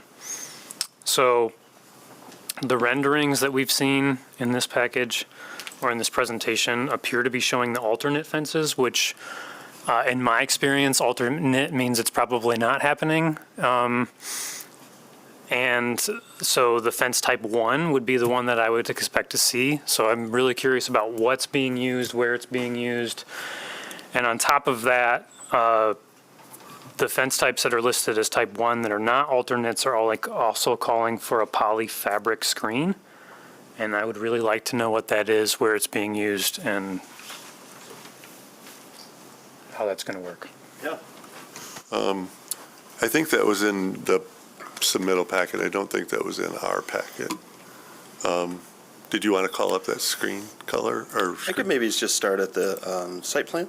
Okay. And then speak to the locations of the two types, and then where we may apply the poly screening. So projects and schematic design. Construction market fluctuates, and we're going to design something that'll be built a couple of years out. So we need some levers to pull as a design team. You're right, there are alternates out there. The alternate is the one that's potentially a dollar savings, but we're happy with both types. The primary first one is enclosing the concourse itself, as well as at the north and the south, the entries and along the storage yard here and receiving area, so that those activities are screened from the public view. Those are done through, again, that metal bar sort of screen fencing, where we have outdoor storage, which might include extra goals or media that's used to maintain the artificial turf, temporary structures that support soccer events, such as pop-up food and beverage areas. We want to screen those from public, and so that's where we might apply the poly screening to that.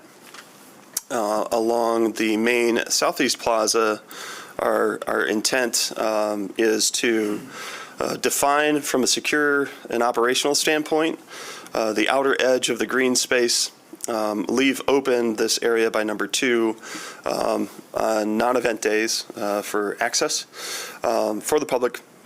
And then when there is an event, that's where the operator will roll out security line via some tables and magnetrons that you might walk through at other events, like at Van Andel Arena, to secure that edge. So the two main fence types are about either tying into the building's architecture and providing secure access control where we want it, and openness where for visual, such as this plaza, where we want to have that connectivity, or the screening through the poly fabric, where we would prefer not to do an opaque wall necessarily, but something that is more textural, diffused, but still screens some of the activities and operations within.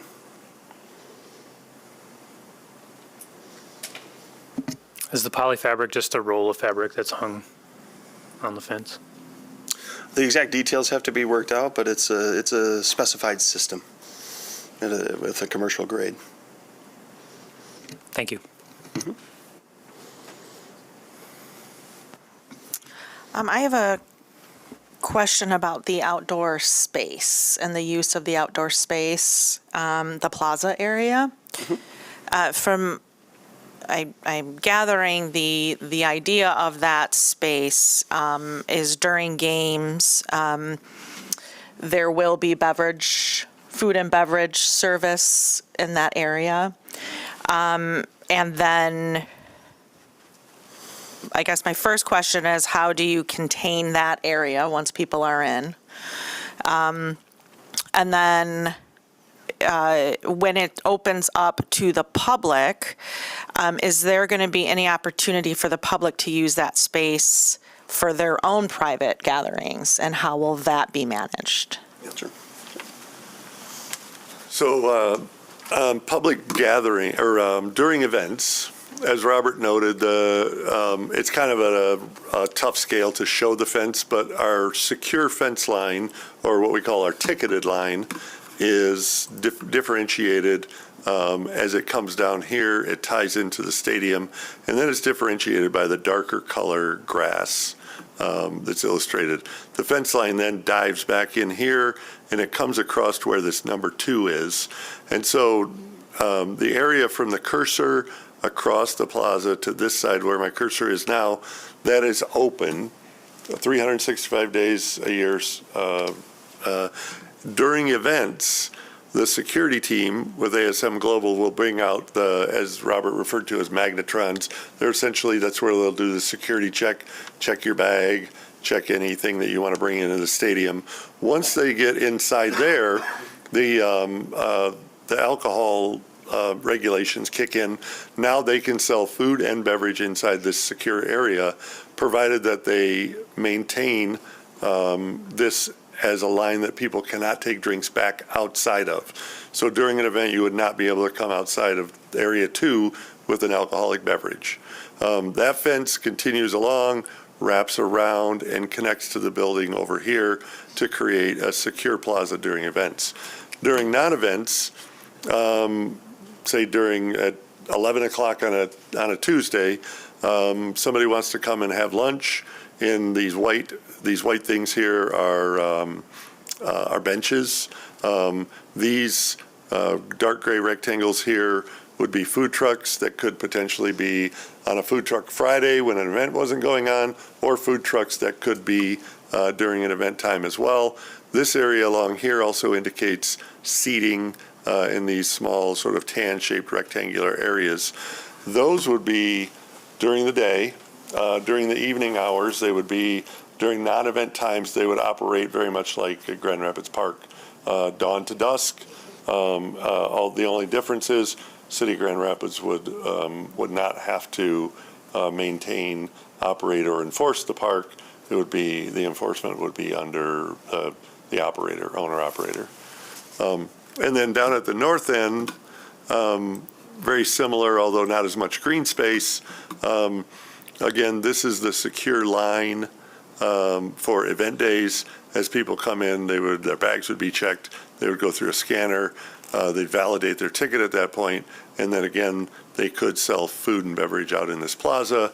When there wasn't an event taking place, the magnetrons would be stored inside the facility in this sort of urban hardscape with some landscape planters, seating areas and stepped areas of this plaza, again, would be open during dusk to dawn hours of like normal park operations. And would these spaces be on a non-traditional game night, if it's, say, a high school event or a college event or something, that wouldn't be a traditional use of that space, or someone wants to get married on the field? Are those spaces available? Yep. Okay. Yeah, if somebody wanted to rent out the club, have their wedding ceremony on the field and then a reception in the club, that is rentable space through ASM Global. Now, the outdoor space, they wouldn't have to rent because it's public, but anything inside the secure line of the stadium could be rented through a agreement with ASM Global. Okay, thank you. Thanks for clearing that up.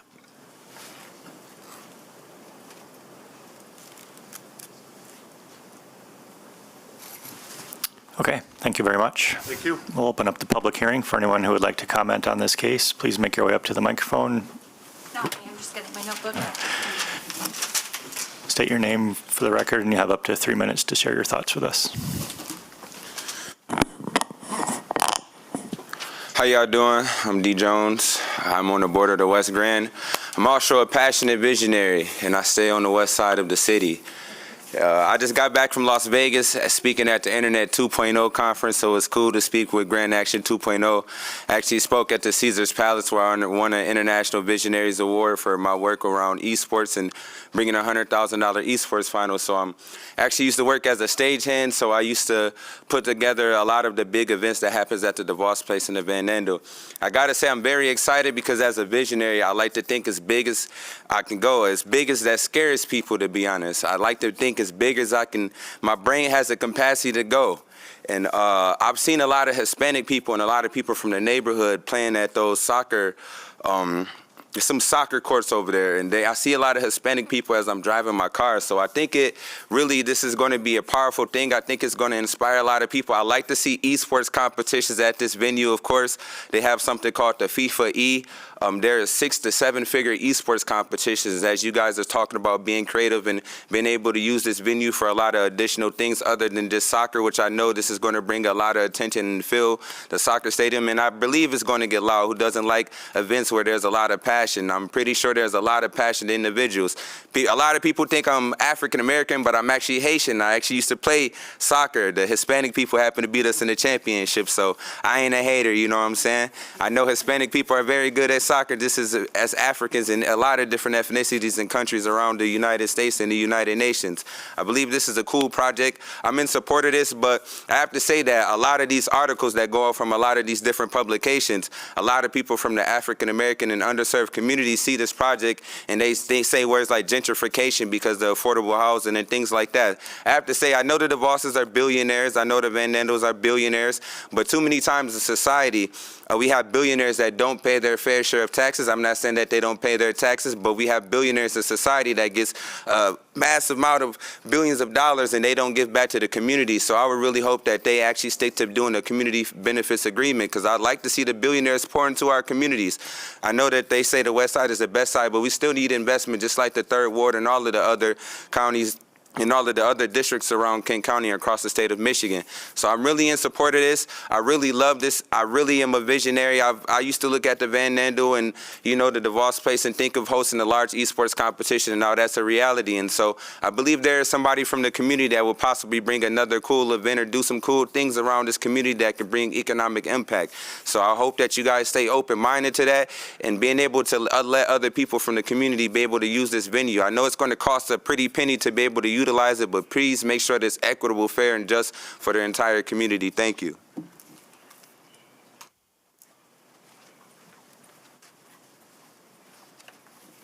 Hi, I'm Dr. Kennedy Fitzgerald. I'm the Secretary of the Board of West Grand Neighborhood Organization.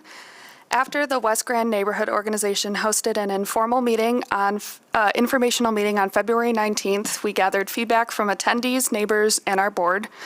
The board has come to a consensus to offer conditional support on the soccer stadium project by Grand Action 2.0 and Progressive AE. Our conditions are as follows. Holistic management of parking and public transportation. Although Grand Action has stated that they have an agreement with Grand Valley State University to use their parking for events, we ask the agreement be made public and in writing. Additionally, Grand Action should enlist businesses with large lots that are unused during events to help ease the burden of parking for stadium event attendees, including lots which would feed Dash bus use.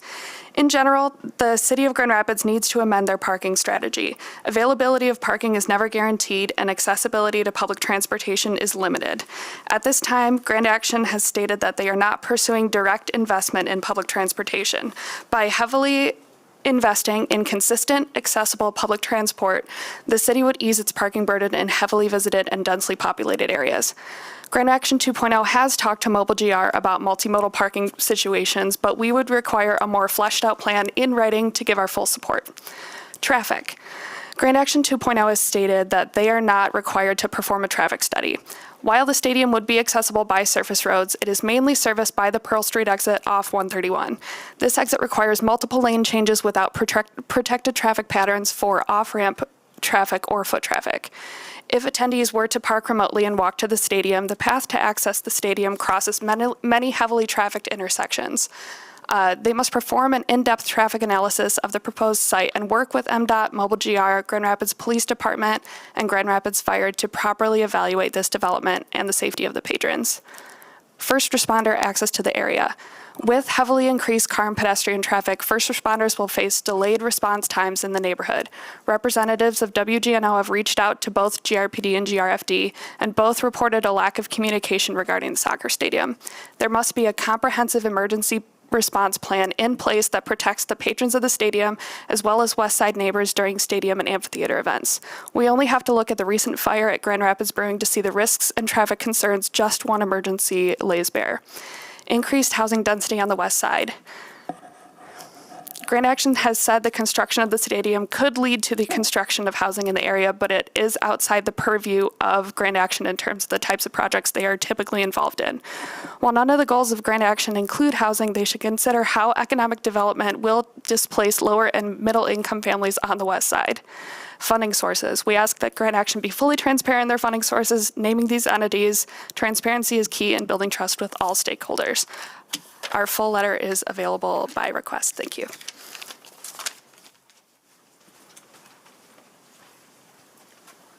Hello, my name is Gonzalo Ramirez, and I want to first congratulate the Grand Action 2.0 team on a fantastic project that I think is going to elevate not just downtown, but the whole region. I do have a couple of things I want to nitpick that are related to the inclusionary aspects of this project that I feel are being overlooked. Both are related to transportation. The first, I heard in the presentation by the team that they are pursuing a very robust plan with the Rapid. And although I understand that this is not fully within their control, I would encourage the commission to put pressure both on the team and on the Rapid to consider that the existing bus connections are not enough for this project. Although you do have some existing connections that will bring people directly to the northwest side of town, the almost always overlooked Third Ward does not have a direct bus connection to this area, and I think it would be very, very important to ensure that happens. You can connect to the central station, but then you have to transfer to another bus, which can always be a little bit complicated. The second thing, when we think about inclusion, it's easy to think about women and think about race and ethnicity and different things, but we often forget about ages, people of different ages being welcomed and feeling included as part of the the planning process, I think that's being overlooked in the emphasis on bike facilities. So there's been, I think there were 3 dots on the site layout that highlighted bike parking. There is a protected bike lane on Mount Vernon, but there is not really a protected bike network leading into the area from different sides of the stadium. I think the congestion on Bloomrich and Summer and Winter avenues will be such that riding your bike from the west side of town into this area is going to be very dangerous when you have a bunch of cars and buses coming and going if you don't have a robust, well-protected bicycle infrastructure in place to allow people to ride their bikes in. And especially families with children. They're not going to feel safe biking here if the only safe route is along Mount Vernon. So I would encourage the commission to put some pressure on the team, on the Rapid, to ensure that there are solid and safe and reliable alternatives to driving, to getting into the stadium area. And I'm really excited to see this project come to fruition and get built. Thank you.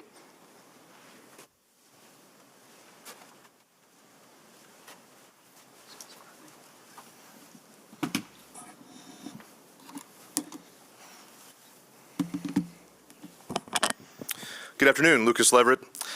I'm honored to serve as Vice President of West Grand Board with some amazing colleagues that are here today. I'd like to share some thoughts with you on the soccer stadium. These are my personal observations from our deliberations. I'm a supporter of the stadium and the location. Like so many other projects here, the silos around various aspects are very concerning. These large-scale efforts tend to be presented with nothing but a capitalist wing and a prayer when it comes to related parts of what should be a holistic, complete, and transparent presentation. I'm asking you to ask the developers and partners of this city to do better. I was pleasantly surprised when you stood by the community and looked at a powerful entity who has certainly purchased plenty of favor with our elected leaders and told Corewell Health to do better in Monroe North. That's what I think you're hearing here today. We simply ask that it be done better. You can table soccer today. It won't take long to fix it. You can ask for the missing elements. We need an actual plan with MDOT. This is especially critical if they're not going to close that exit during game time. But I would also say that the onus should be on them to create blinders concerning the scoreboard. A traffic and parking study, just like we see required for much smaller projects, but has somehow been allowed to be missing here. That should happen. You need reports in partnership with PD and FD. That's me saying that.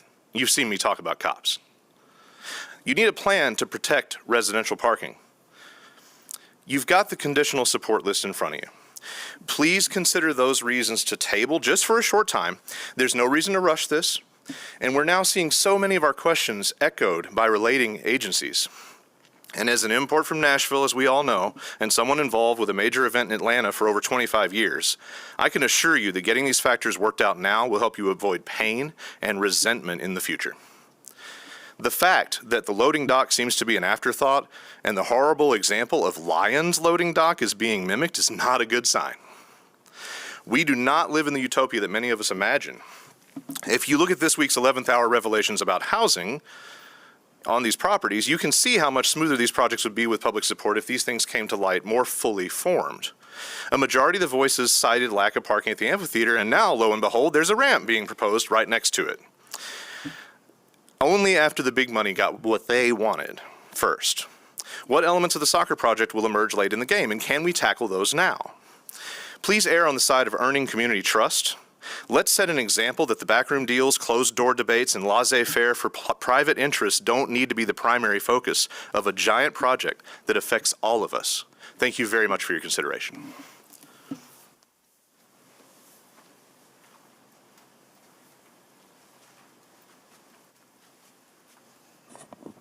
Good afternoon. My name is Annette Vandenberg. Not only am I the director for West Grand, but I'm also a Northeast resident. And I'd like to echo what the gentleman before me said. It is going to be very difficult for me to get my family on public transit down to a game in a timely manner. Right now, I can get downtown in my own car in about 10 minutes. I would love to be able to use public transit instead of increasing the carbon footprint. I would love to be able to bring my family down for these events, but 45 minutes of my time to get here and then 45 minutes to get back home is just not feasible when you got little kids. So I'd like a better transit plan as a resident. Also, as the director and I work with public safety, one of the things that we've encouraged developers to do, and we've encouraged them to do this with other projects, and some of you have even incorporated in your own buildings, is doing murals in spaces where transparency cannot be maintained. So instead of putting up a metal corrugated whatever over concrete, then why don't we do a mural and why don't we have our kids create it? So those are things that the Planning Commission, I feel, can really encourage this development team to do. We want soccer. We think it's great to have it in the city, but there's some things that need to be done first. I don't think the plan is fully developed yet. Thank you for your time.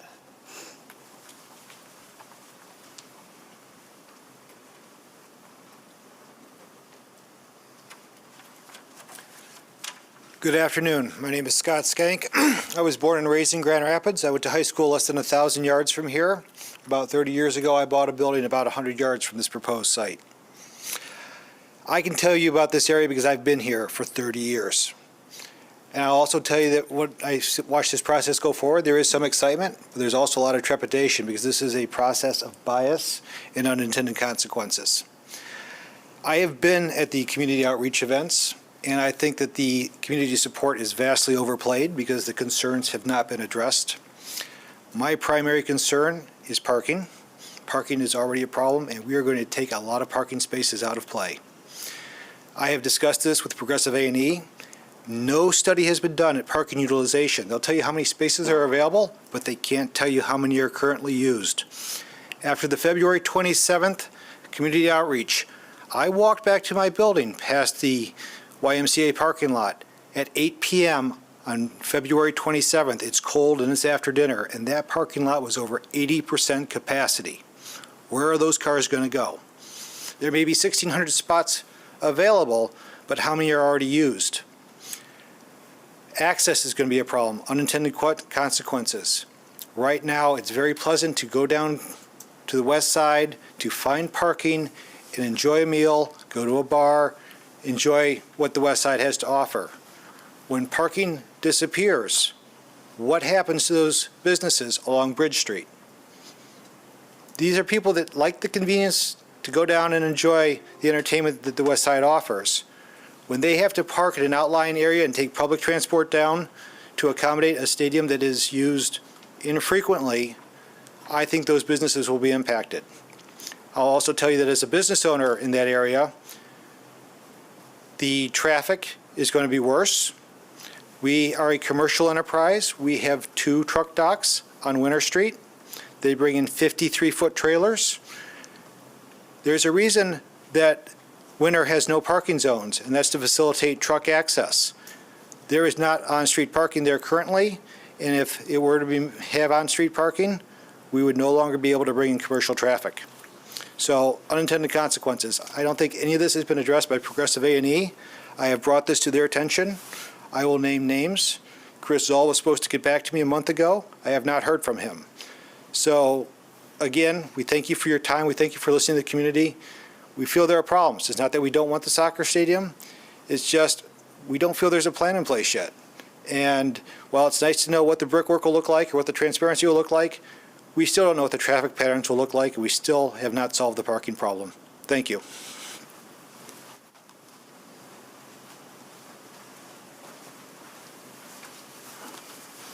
I'm Chris Crothers. I am here on behalf of Arctos Meadery on Bridge Street. I want to echo what everyone else has been saying. The parking plan isn't there. It could very possibly destroy our business district there, and it needs to be more thought out than it is currently. And I want to echo what Dr. Kennedy said as well, that letter was extremely well written, and a lot of good things should come out of that. So please look into that.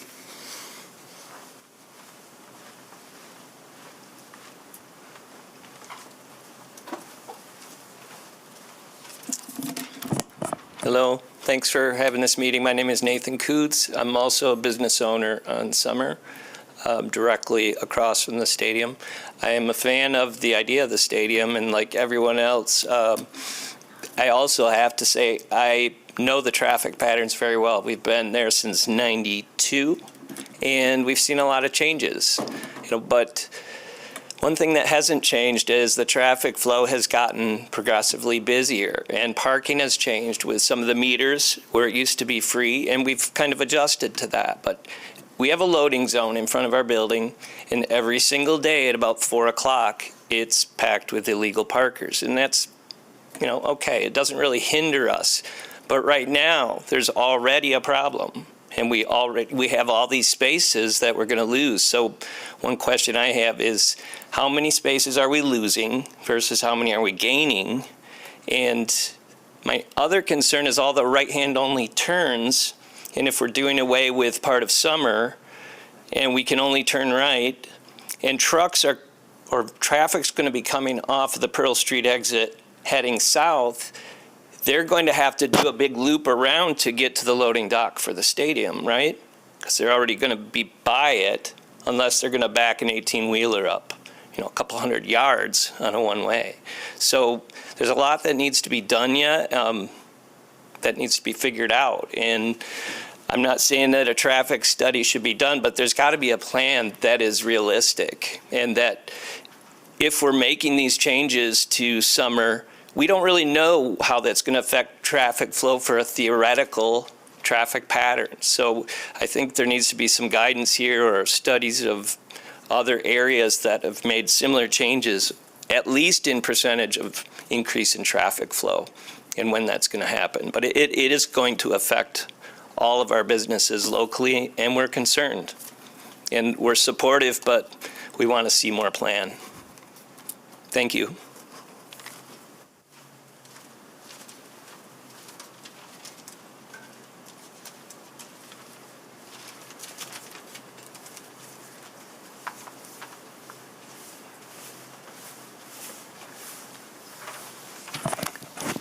Hello, my name is Glenn Turek. I've been a soccer coach for 35 years in town, and this is a wonderful dream that's about to be hatched. One of my concerns also is the fans' experience. A lot of people here are talking about the neighborhood experience. The fan experience is also important, and we need to make sure we have parking. That's not going to ruin it for the fans. I can't wait to see this thing happen. I'm a real estate developer. Every little thing doesn't have to be figured out, by the way. So don't worry about figuring out every little thing. You'll figure it out. This thing will get figured out as it goes. The major things, though, parking, we need to figure that out. I don't know, maybe another parking structure or two is what we have to look at.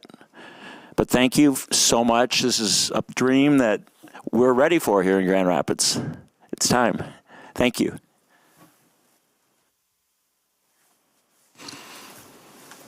Anyone else would like to comment on this case? Okay, we'll close the public hearing. Ask the applicant up to respond to any of those comments that you would like to. Yeah, thank you, and thank you everyone for your public comments, and for those of you who participated in the community engagement events. I did just want to clarify a couple of things. Dr. Kennedy indicated that there's a parking agreement between Grand Action and GVSU. There is not a parking agreement. GVSU has agreed to open their parking and make it available, but there's no formal written agreement between Grand Action and GVSU for parking. GVSU has just agreed to make it available, so we don't have that. And I think you referred to earlier the GVSU's willingness to open their parking ramp.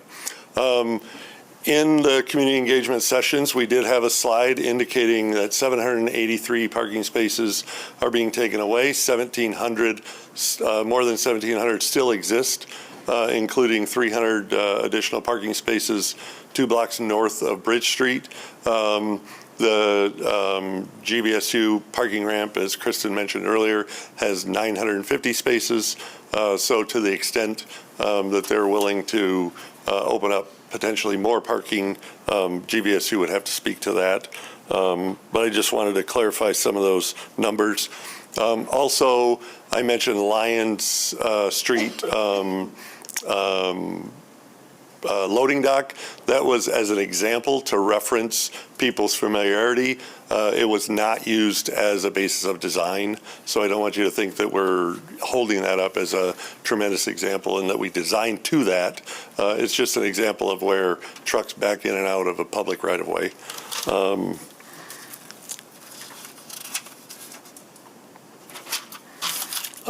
I think those are the only clarifications that I wanted to make. Kara, did you have anything? Thank you. Any other questions that came from the commission for us? Yeah, I guess could you address the public comment related to direct investment in transit as far as your discussions with the Rapid at this point? Yep. So I can say that currently the Rapid is investing in federal grants for additional articulating buses. I can also say that the Rapid has indicated that I think it became public about 3 or 4 weeks ago, the Rapid reinstituted 7-day-a-week services. And they are also pursuing opportunities for public grants that would allow them to run more frequent, specialized routes. One of the gentlemen indicated there are no routes directly from the 3rd Ward. I can't speak to the Rapid planning as far as direct routes from the 3rd Ward, but I can indicate that the Rapid has applied for federal grants, allowing them to increase frequency of their routing before and after events at the specifically at this and other locations in town. Not specifically for soccer, but specifically for events. Yeah, I'm just curious because a lot of those federal grants are capital. So like you can buy buses, you can build structures and shelters, but it doesn't pay for operating funds. And so I was curious about. Yeah, I would have to defer to Steve or Deb from the Rapid on that. We did get a letter from the Rapid. I don't know if it specifically addressed that in there. I don't think the letter addressed that specifically, but it did indicate their support. When I lived in Seattle for 6 years, and they have a soccer stadium. It holds about 35,000, and they didn't add any parking as well. But what they did do is add a lot more bus service around that time, and most people there, of course, take the bus because it's very hard to, there's a lot of traffic. But so I would hope that that would be something they would look at and would help pay for the cost of the operation for it.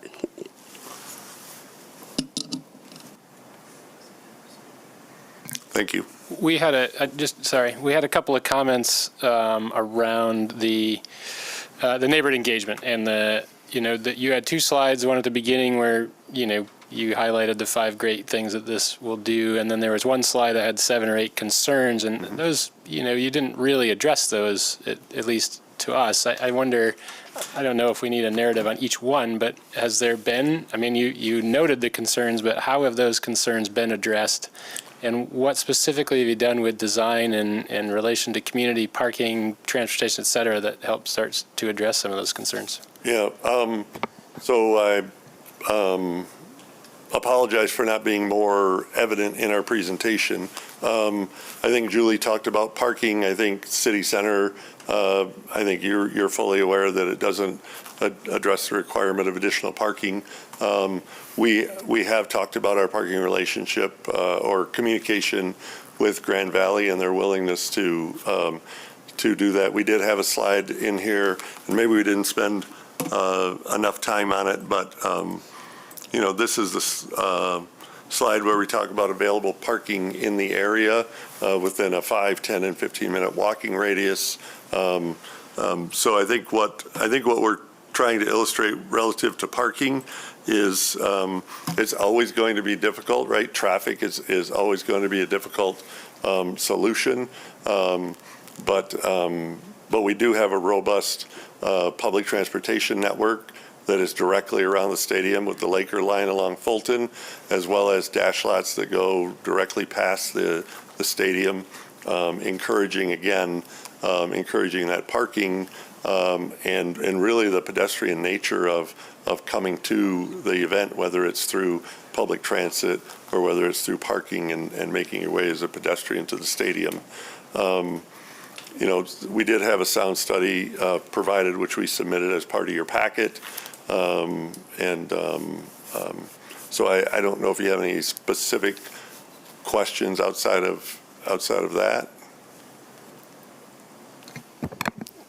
Yeah, I guess, I guess particularly on equity, you know, that question of how will marginalized communities benefit from the development. I mean, you know, it's hard to say. I mean, obviously the greater community, I do believe will benefit from the stadium, but how do you involve those communities in accessing the stadium, job creation, et cetera? Yep. So the job creation is one of the things that Kara talked about, right? The jobs, not only the construction jobs for the construction of the stadium, but also the jobs that will be here as part of the stadium, jobs that will be generated through additional economic development around the stadium. If we look at the arena as an example of how that area has developed from an economic perspective as far as restaurants and other types of activities, the Convention Arena Authority does have a plan in place currently that is active that allows for grants and affordable opportunities for people to utilize the venues that we currently have, whether it's DeVos Hall Convention Center or the Van Andel Arena. That program would be applied to this facility in terms of making an application, indicating, the opportunity to use the stadium at a discounted rate.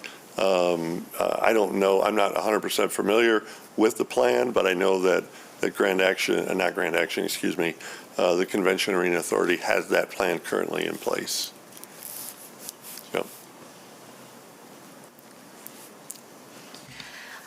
Could you speak a little bit on the sustainability piece? Is there a strategy, and what does that look like? Yep. So just the development of a parking lot that is 100% impermeable. Immediately upon development of a soccer stadium, we've just increased the permeability of that area relative to stormwater runoff, to rainwater and things. The field itself has a drainage system under there to capture the water, to manage it, to get it through a controlled distribution system to get it into the public stormwater management system. In addition to that, we're using materials, and Robert, maybe you could speak to this a little better than I could, but we're using environmentally friendly materials. We're using materials that are enacting sustainable standards that are in the industry as far as construction, reducing construction waste, reducing materials that degrade or have to be replaced over time in terms of the exterior facade of the building and the durability of some of the masonry products and some of the screen panels that we've used or proposing for the product. So in terms of energy usage, again, we're designing mechanical and electrical systems to minimize the energy usage, to minimize the impact on the current grid, and to not only for sustainability of existing energy usage, but also for economics for the operator and user. So I would say our main areas are in stormwater management, material selection, and mechanical and electrical energy conservation. Robert? Yeah, you nailed it. Yep, okay. Yep, thank you. I just had a question on the parking, just a little bit back to that. So for you mentioned the YMCA parking. How many parking spaces? So the YMCA is currently has about 365 spaces in front of their building. It's a combination of property that they own and then the continuation of dash lot 7, I think it is, 7? Yep, Julie's nodding her head, 7. And so the YMCA is losing that parking, obviously, with the stadium. The YMCA and GVSU have a parking agreement, but that parking agreement does not extend to the Convention Arena Authority and GVSU. So YMCA is making up their parking in their relationship with GVSU. GVSU. And so the idea is that YMCA, the arena, right, the patrons at both of these places would have available parking at the GVSU lot, provided it's not peak season for GVSU. Right, correct. Yeah. And again, with most of the somebody had mentioned, things are the balance, right? The water will sort of seek its own level.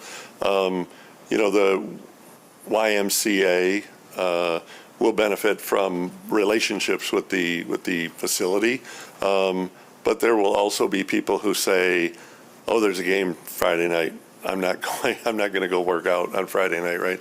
There's a matinee game on Sunday afternoon. I'm going to avoid working out during that time." Now, some people may, if you like the elliptical or treadmills, and you're a member of the YMCA, that second floor area that looks north is going to give you a perfect view into the stadium.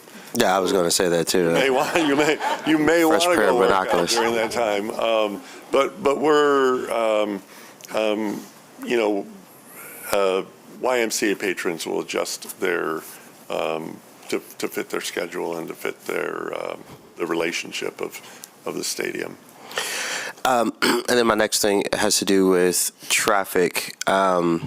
I'm probably a little confused, and I'm probably making up stuff in my own head related to the 131 exit on Pearl Street. Is the street changing there, or are we keeping it as is? This is a big point of conversation, and if I can get to, probably, whoops.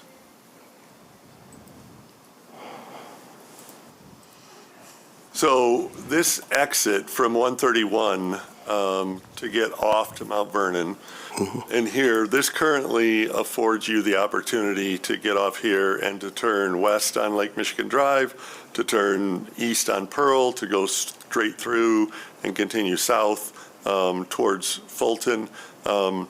There are, Josh had mentioned the pedestrian queuing areas. So we do want to make sure that we have enough space at the north, east, and southeast, as well as the southwest intersections of that, in terms of sidewalk improvement and maybe an expanded area of concrete for people to stand and queue there as they're waiting for either a traffic coordinator to bring them across or for the lights to change so they can cross. We currently don't have any proposed changes to the road profile itself, other than we know that the city along the west side where my cursor is going to put in a protected bike lane similar to what was done on Turner. We have had some conversations with to know part of the MDOT continued discussions about the possibility of making changes to that exit at Mount Vernon and limiting the number of options that people have in terms of their ability to maybe turn right on Lake Michigan Drive. They could go down another 2 blocks and turn right on Fulton to create that's my idea, not theirs, but to create an opportunity maybe to reduce or eliminate the people who are coming off of the expressway on Mount Vernon and then trying to get over and make an immediate right turn on Lake Michigan Drive. Those are some of the ongoing conversations with MDOT that we're talking about and they're talking about in their letter. Gotcha. Yeah, I feel like it's going to be hard either way there. You know, if folks can't turn right there, then they're going right in the middle of GVSU's campus. And so there's a pedestrian crosswalk there. I feel like I've been driving in Grand Rapids for 6 years now. I feel like crazy is the norm. So the idea of avoiding, you know, the so-called crazy drivers coming off the exit is impossible. Yeah, I don't know, but I'm excited to see what comes from that. That's all I have. Elizabeth had mentioned in her presentation the dumpster location on Pearl Street. Do you have any comment on why that location was chosen, or if that, I mean, that seems like a highly visible pedestrian-oriented location for it. Yeah, the location of that is not ideal. It's at the end of the line, as you can see by the angled traffic that people would come in off of Winter through a gate. YMCA would have a security gate there. They would come in through that gate, and then it's located all the way down at the far end or exit of the parking garage, parking lot. There's not any reason we couldn't slide that back to the north and even bring it along. If you look at the white box here, we could bring that white box over here and tie it in with some landscape screening and things like that to satisfy the planning department. We'd be more than open to that idea. Did you contemplate the use of murals as was suggested? Part of the conversation, I think that wasn't mentioned during the conversation about the facade and potentially some of the screening is the idea of that screening that's attached to the fence areas primarily could include murals, could include soccer or other activities. We hadn't really looked at the use of murals on the building, but it certainly would be an alternative to potentially the layering and the texturing of the metal panels that Robert had mentioned. But some type of artwork to break up those areas of the facade. And is there anything you're willing or able to say about any master plans that you might have? In terms of the soccer stadium, the only element of the master plan of the soccer stadium would be potentially adding 2,500 seats in the future, which would be added at the north end underneath the scoreboard. As far as the other transformational brownfield things that have been recently in the news, I don't know. We don't really have anything to add to that, do we? Yeah, it's not soccer stadium property.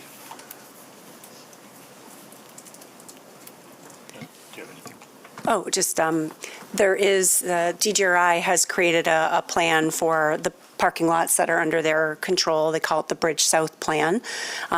I wouldn't necessarily call it a master plan in that they did have different alternatives of visions and concepts that they looked at for these particular lots. A soccer stadium specifically was not envisioned at that time. However, the concept of looking at these locations as potential redevelopment with very dense development was contemplated. And so looking at mixed-use development, residential, entertainment uses were all part of that Bridge South plan. So the DGRI's obviously submitted their letter of support because it does align with the visions that they have set forth both through the GR Forward plan, which is adopted as part of your official community master plan, but also the Bridge South plan, which is their plan that's part of a vision for how they wish to see their properties redeveloped.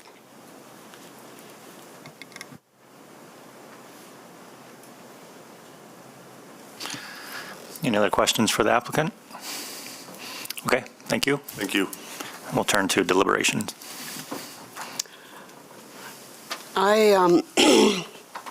have lived here for 40 years, and I, before that, lived in Detroit, and as I said, Seattle. And I always laugh about traffic issues because they're nothing compared to those larger cities.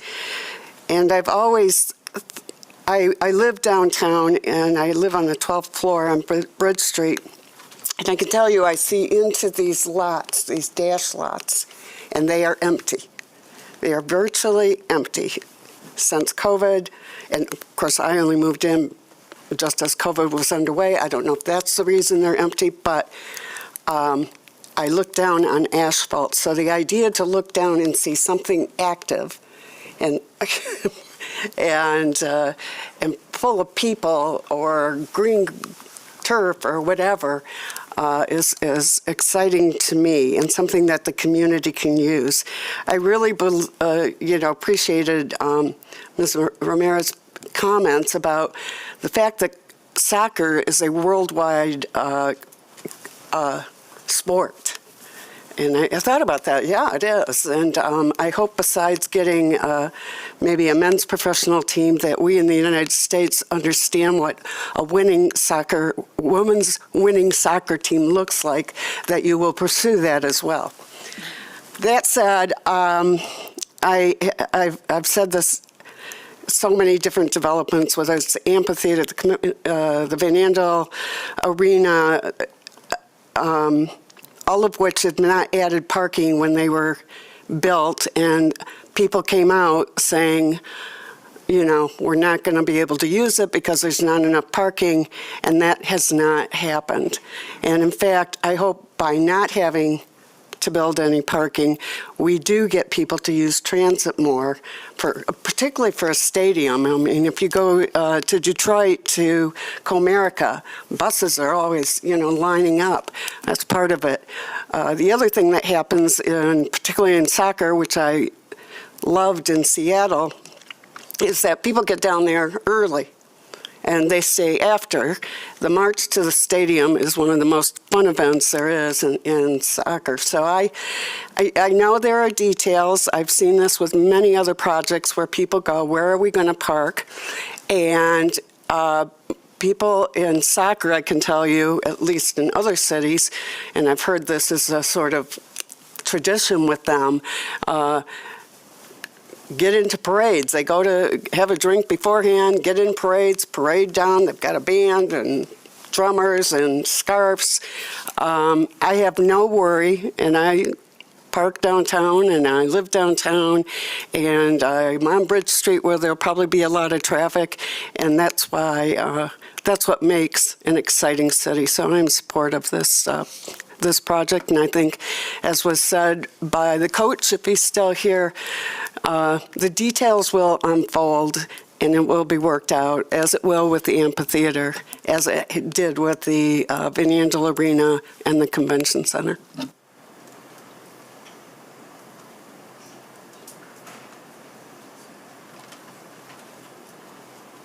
No, I mean, I agree completely as it relates to parking and traffic. My question initially, and when I asked about MDOT's authorities, because I don't want them to be able to stand in the way of this project. So I fully trust our city staff to work with Mobile GR Department and with the Rapid. I think all of those entities are coordinating very well, better than we have in the past, and so I'm confident that they'll be able to come up with a traffic plan for these events. I do think, so we have some things in our resolution to talk about as it relates to concluding times, and I'm wondering if we can talk about that as a group.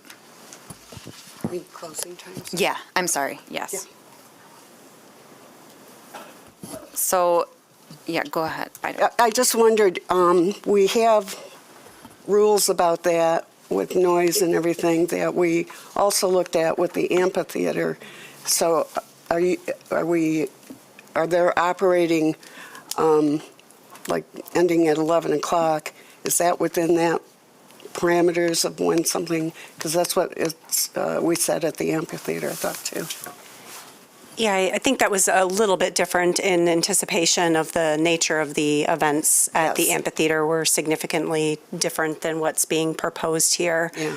I believe that the exception that was prepared, I'm sorry, I'm staring you down, Mr. Hooker. The exception that was prepared for the noise ordinance would extend to this project as well, if I remember correctly. Am I correct on that?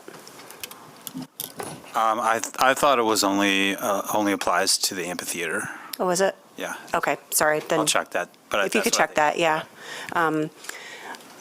So we would regulate this in accordance to the zoning ordinance, which would be set forth by the times that are established by the Planning Commission. Of course, the ordinance does include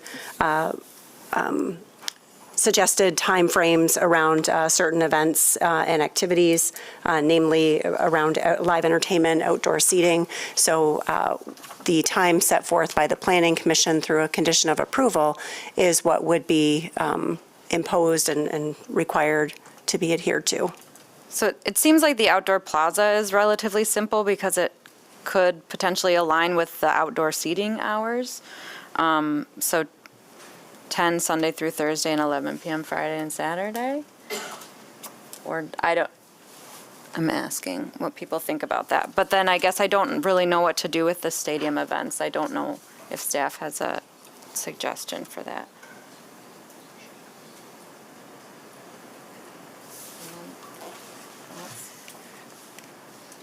So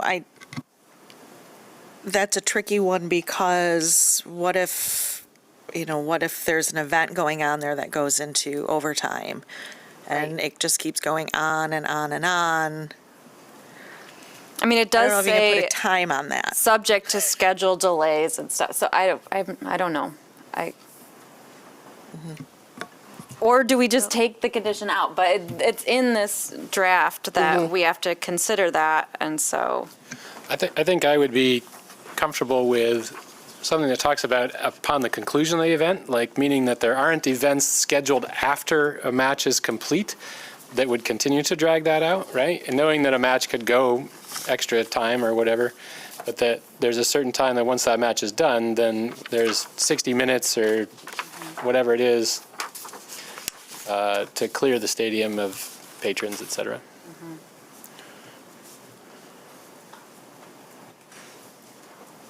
Oh, I see where you're talking. Yeah. Yeah. Bill, could you remind me of the event times that you had stated? I think it was matinees would begin around 3:30. Can you refresh my memory? Yep, matinee games would be 3 or 3:30 start time, which we would expect them to conclude roughly 2.5 hours after that. I think 60 minutes to clear the stadium. I would say we'd probably need more than that for workers. Like if the crowd was dispersed within 60 minutes after the conclusion of event, that's more than adequate. But I think we would want, general workers and operational maintenance type things that could go on, again, not through the middle of the night, but would, potentially continue to a point, if we wanted to define it, say 1 hour to clear the stadium of fans, 2 hours to, shut the venue down. And if it wasn't a matinee game and it was an evening game? It'd be a 7, most of the games start at 7 o'clock. There are some 7:30, but again, at 7:30 with a 2.5 hour event, would be right around that 10 o'clock time. So again, an hour to clear the stadium and an additional hour to complete operational cleaning and functions.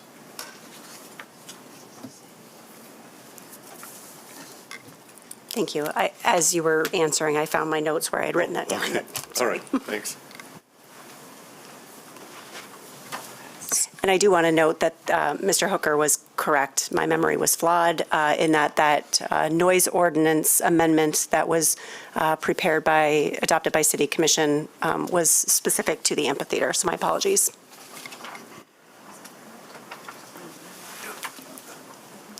So, sorry, Kristen, sorry.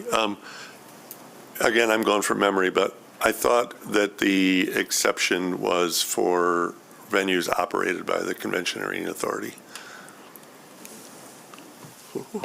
It's sounds and vibrations produced at Grand Rapids Kent County Convention and Arena Authority Amphitheater. Oh, okay. That's the text of the code. Okay, thank you. So are we in agreement with 11 o'clock? That includes the time to get attendees out? Our chair also reminded me that we're in the city center zone district, so. Yes, we are. I have. Does that make a difference? Well, I mean, right, no need to be. Yeah, Right, yeah. yeah.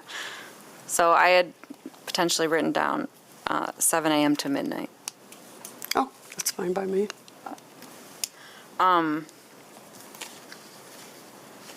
Anyway, thank you for the discussion on that. Ms. Joseph, are you saying midnight, including the breakdown, event breakdown, So- or clearing of the Events shall occur stadium? between 7 a.m. and midnight, subject to weather and scheduled delays, with the stadium cleared of guests within an hour of the conclusion of event. Are we? No? Yeah, I don't have a problem with that at all. I'm not concerned about how long it takes staff to clear. I crossed those two out. Great. I think they can have as much time as they'd like. As long, assuming that it's not some loud activity, but I don't anticipate that it would be.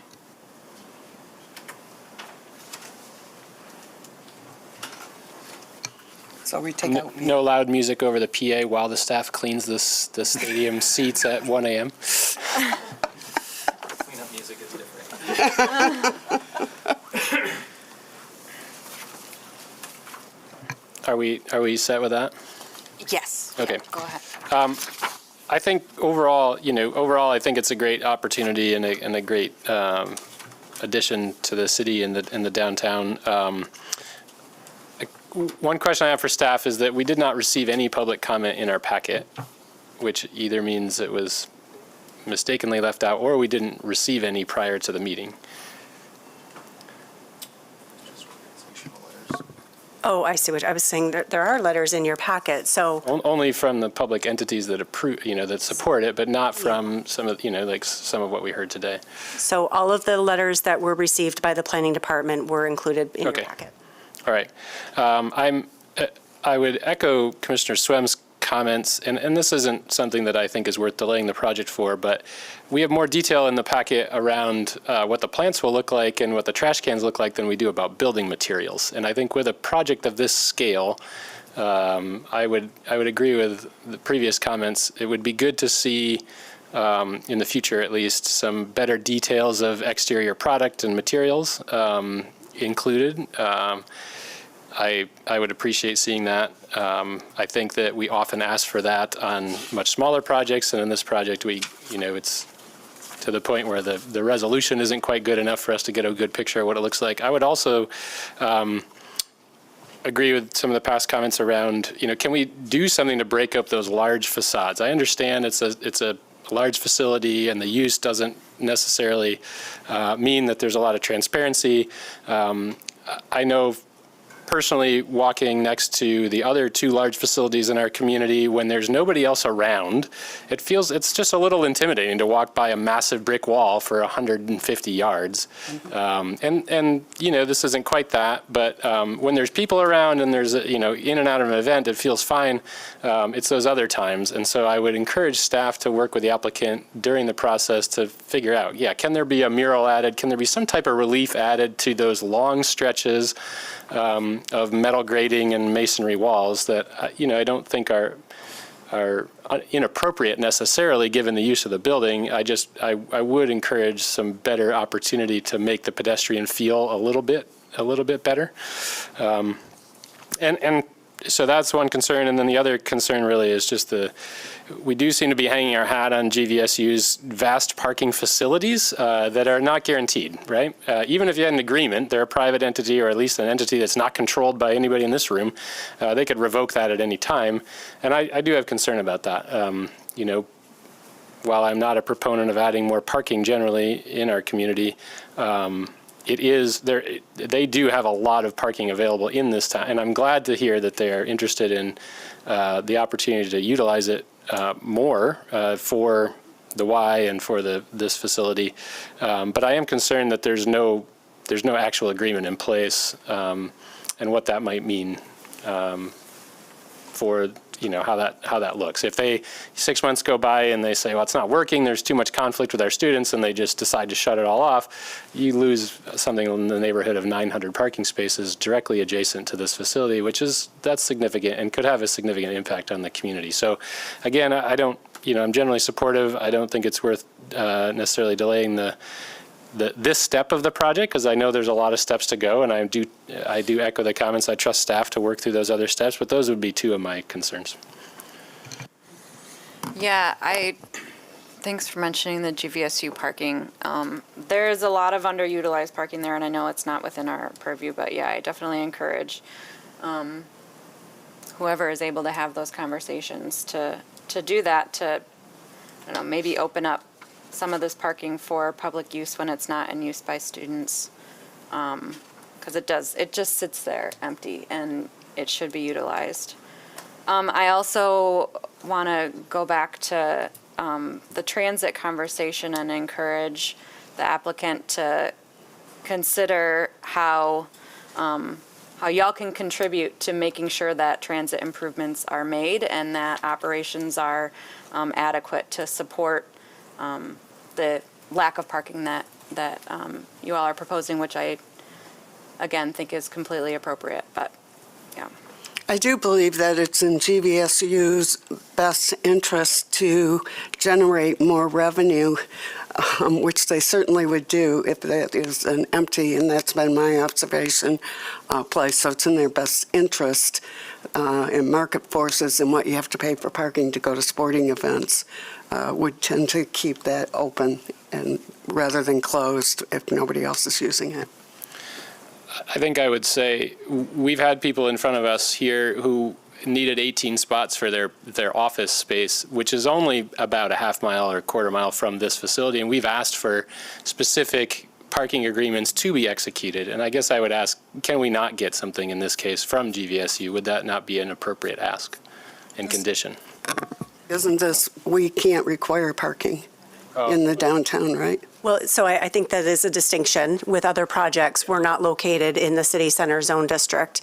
And you may recall that that was an intentional decision during the GR Forward implementation, is to not require parking for every individual development. And that there are other systems in place and other shared parking agreements and development opportunities that could provide as demand is evident. I certainly would not encourage any land use decision to be conditioned upon a shared parking agreement with GVSU. They are obviously a separate entity that has not come forward with an agreement specific to the project, but rather a commitment to provide parking for events. I understand the concern that commitment could go away,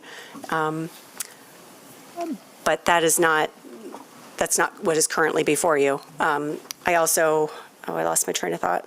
I think if, in light of the fact that this is a special land use, I think that you do have some flexibility where if there are certain expectations or requirements that are needed to be in place in order for the use to be appropriate, that's something that you could articulate through your standards. So it's not that I think you couldn't require parking, but I think you would need to articulate why parking is critical for the land use to be approved, especially in light of the fact that that is contrary to the community's master plan, where we intentionally did not want to see parking for every individual development. So I have similar feelings about the parking, but I look at it with a different lens. Similar feelings to Commissioner Yonker in the talking about 18 spaces in other areas of the city. And I would argue that This project is a great example about why we should probably think about changing our process on other projects. We sit here and we make people tell us about what kind of shades they're going to use behind their windows for transparency on single storefront projects. And then we look at this and we say, well, it's different, and we don't care. In this environment, and I get it, it's of such a scale that going into that level of detail causes a huge mess. But I think that this is a great example that perhaps we need to reconsider our priorities as they relate to some of the smaller projects that we're looking at. And I think that's from parking, and that's from a lot of other things. I think that the idea that we don't need to provide parking in our city center and that we're not prioritizing cars is the only way we're going to get to real transit solutions. As long as it's convenient to park your car right next door to where you want to go, you're going to drive your car. I think I've used this example here before, maybe not, but I don't go to the grocery store and park as far away as I can when there's spots that are closer to the front door, right? So as long as those spots are close to the front door, I'm probably going to park close to the front door. I'm not going to not go to the grocery store if I have to park at the other end of the parking lot. So people are going to choose the convenient option, and as long as the convenient option exists, they're going to use it, and that means that there's less riders on transit. So it's a total chicken and the egg situation, and as long as we prioritize cars, we are not going to see development in the areas that we care about. I also would like to say that I wish that I could have a real opinion about this, but the idea that MDOT has any concerns at all and they own the single most detrimental thing to our urban fabric and aren't willing to talk to us about changing it, I have zero interest in hearing their concerns. US 131. I agree, and I've watched as the city has grown and grown and grown on the same, well, the footprint's getting a little bigger as we're, now have this district on the west side. But if the attraction's strong enough, people will find a way to get there. And they'll find the most convenient. And if we tore down everything around it to build parking on it, you lose the vibrancy of what a compact city with walkability and lots of activities are. So it's, like you say, a chicken egg. So if we built all kinds of parking around it, it wouldn't be as attractive to come downtown to watch a soccer game. And if I can walk there in 10 minutes, if you go to a U of M game, you're going to take the bus or walk 10 minutes and pay $50 to park on somebody's lawn. So it's, and I hope this will be an attraction that is worth coming downtown and finding a way to get there that's convenient but easy and hopefully lets us use more transit than single cars. I would agree in part with what the previous commissioner just said.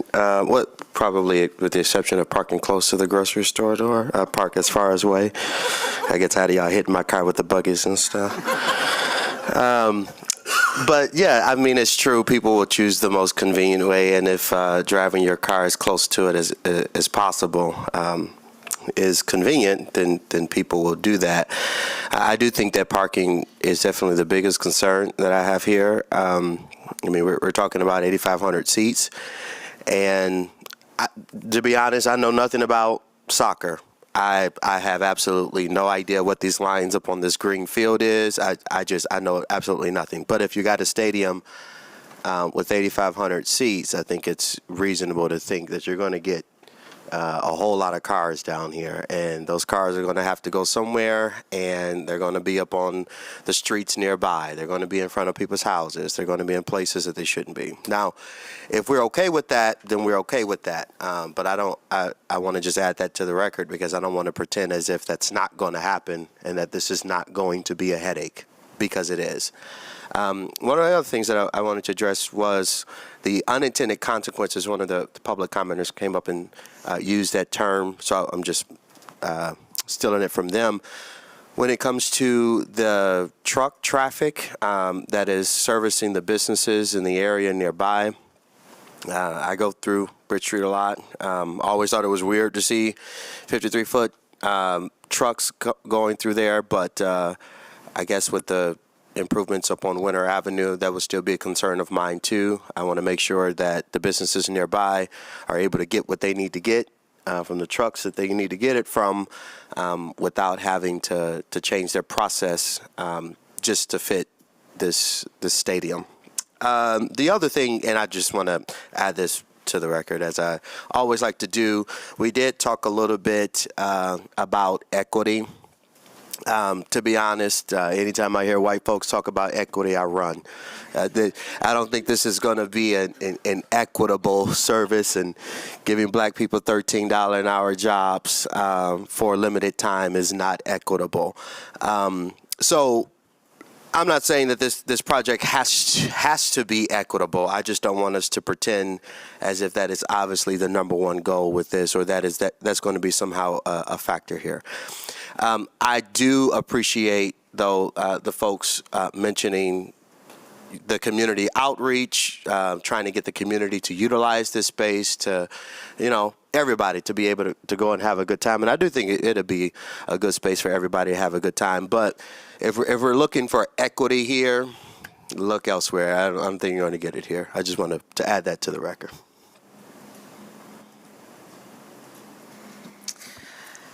I'm very excited about this project. I'm in full support of this project. And I know there are some negatives, but with every project, we're going to have some negative issues or some things that are going to go alongside this. When I look at this, the view that's on the screen right now, I get excited about the green space. To see a asphalt parking lot transform into, even if it's just grass at this point, to transform into a green space with these social areas around that are open to the public. I think it adds a lot to that community. And the other piece of this is I'm hearing the parking and traffic issues, and I understand that. However, I think we also need to remember that this is not going to be a daily issue.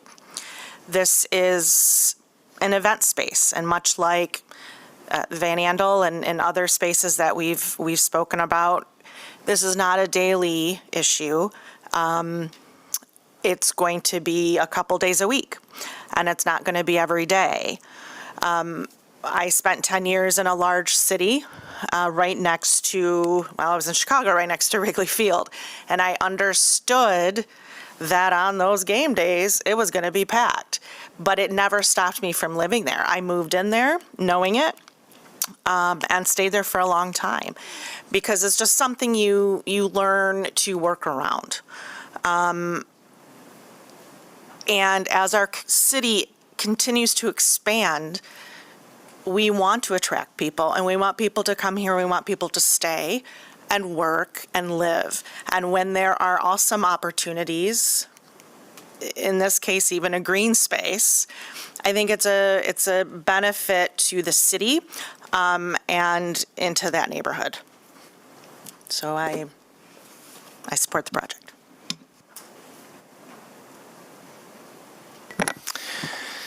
Yeah, I'm also in support of this. I think I'm with Commissioner Swem on my major concern being the experience of the pedestrian as they walk by this, particularly on non-event days. Reason I was asking about parking on which side of the street, I want to maximize the size of that sidewalk and the available space for outdoor seating and other greenways along that wall.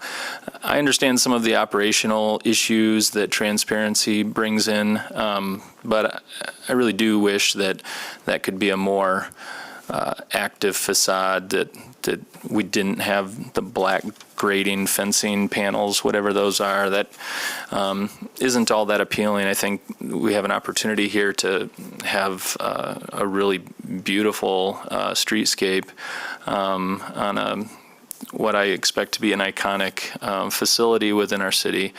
And yeah, I do think that there's missed opportunity here. I don't know what the solution to that is. I can't really dictate what it is. I do wish that we had a bit more detail on that.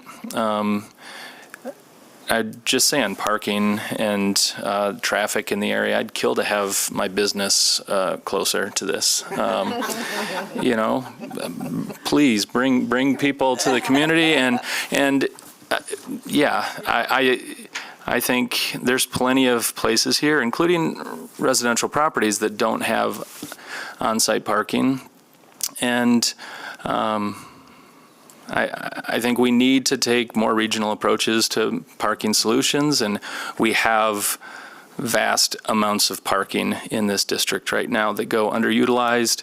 I wish that we had a way to compel Grand Valley to do better, but we don't. I do hope that they view this as a fundraising opportunity, because by opening their lots to the public, and I'm sure that will require additional security, staffing, monitoring, whatever.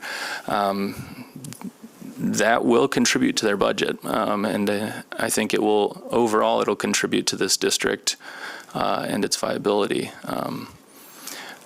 I wish that there was housing and additional density included in this project. I understand that this is. In the grand scheme of things, we're fitting a large project into a group of small parcels, and that I think there are still opportunities here. And I do hope in the near future we see significant increase in density in the immediate surrounding area. I think that will support all of these businesses in the business districts, and I think it will help solve some of the potential and intended consequences of this. But I'm supportive. Again, I don't know how to solve some of that pedestrian interaction with the streetscape.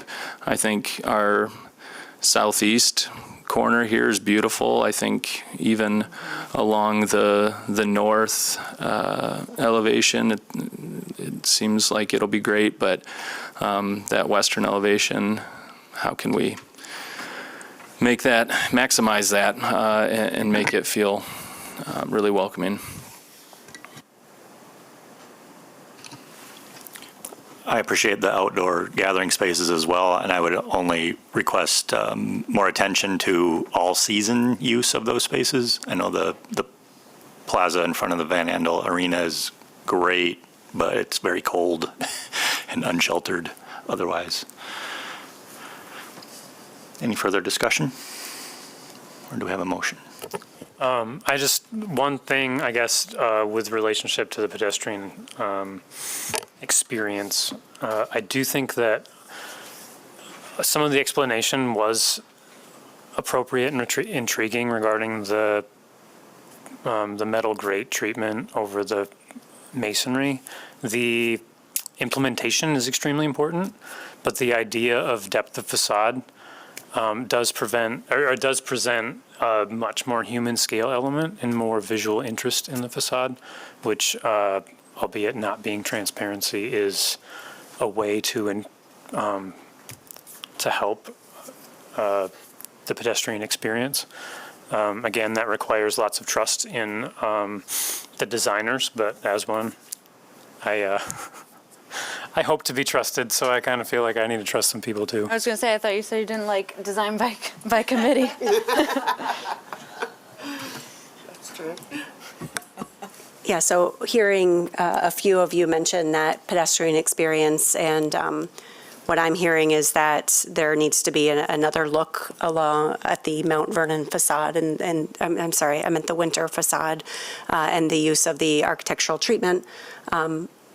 If the Planning Commission is considering a motion to approve, I'm certainly happy to continue to work with the architect. So it's not a design by committee, but we would work together to address the concerns that have been fairly clearly stated. I think here that the current treatment does not appear to be far enough along to convince you that pedestrian experience is going to be satisfactory. So I'm happy to work with their architect to come up with a better solution. I thought we were talking about the Mount Vernon Avenue facade, which is all one. I think it's the pedestrian experience. Just Generally? in general. I'm more worried about winter. I would love to have to worry about Mount Vernon, but there's other barriers. I'm fine with, I would be happy with staff working with the applicant. Some of it is just the state of the project and the level of detail. And I mean, I understand those things too. So I think that as long as people are considering that as they continue to work through the design and working with staff, I think that it'll be okay. Okay. I'm willing to make a motion. Thank you, that's a long one. It's a long one. Good thing I didn't wear any mascara. All right. Now therefore be it resolved that the Planning Commission approves the special land use request of Grand Action Foundation 2.0 Kara Wood for a plus or minus 8,500 seat outdoor soccer stadium with alcohol service, street side plazas with mobile food vending and outdoor activities, a restaurant with alcohol service and outdoor seating, and a digital scoreboard with multimedia capabilities at 203 Winter Avenue, 208 Bloomrich Street, 412 Douglas Street, 441 Lake Michigan Drive, 201, 207, 211, 217, 223, 227, 233, and 239 Mount Vernon Avenue, 407 Pearl Street, and 200, 202, 206, 212, 216, 222, 226, 232, and 238 Summer Avenue Northwest for the following reasons.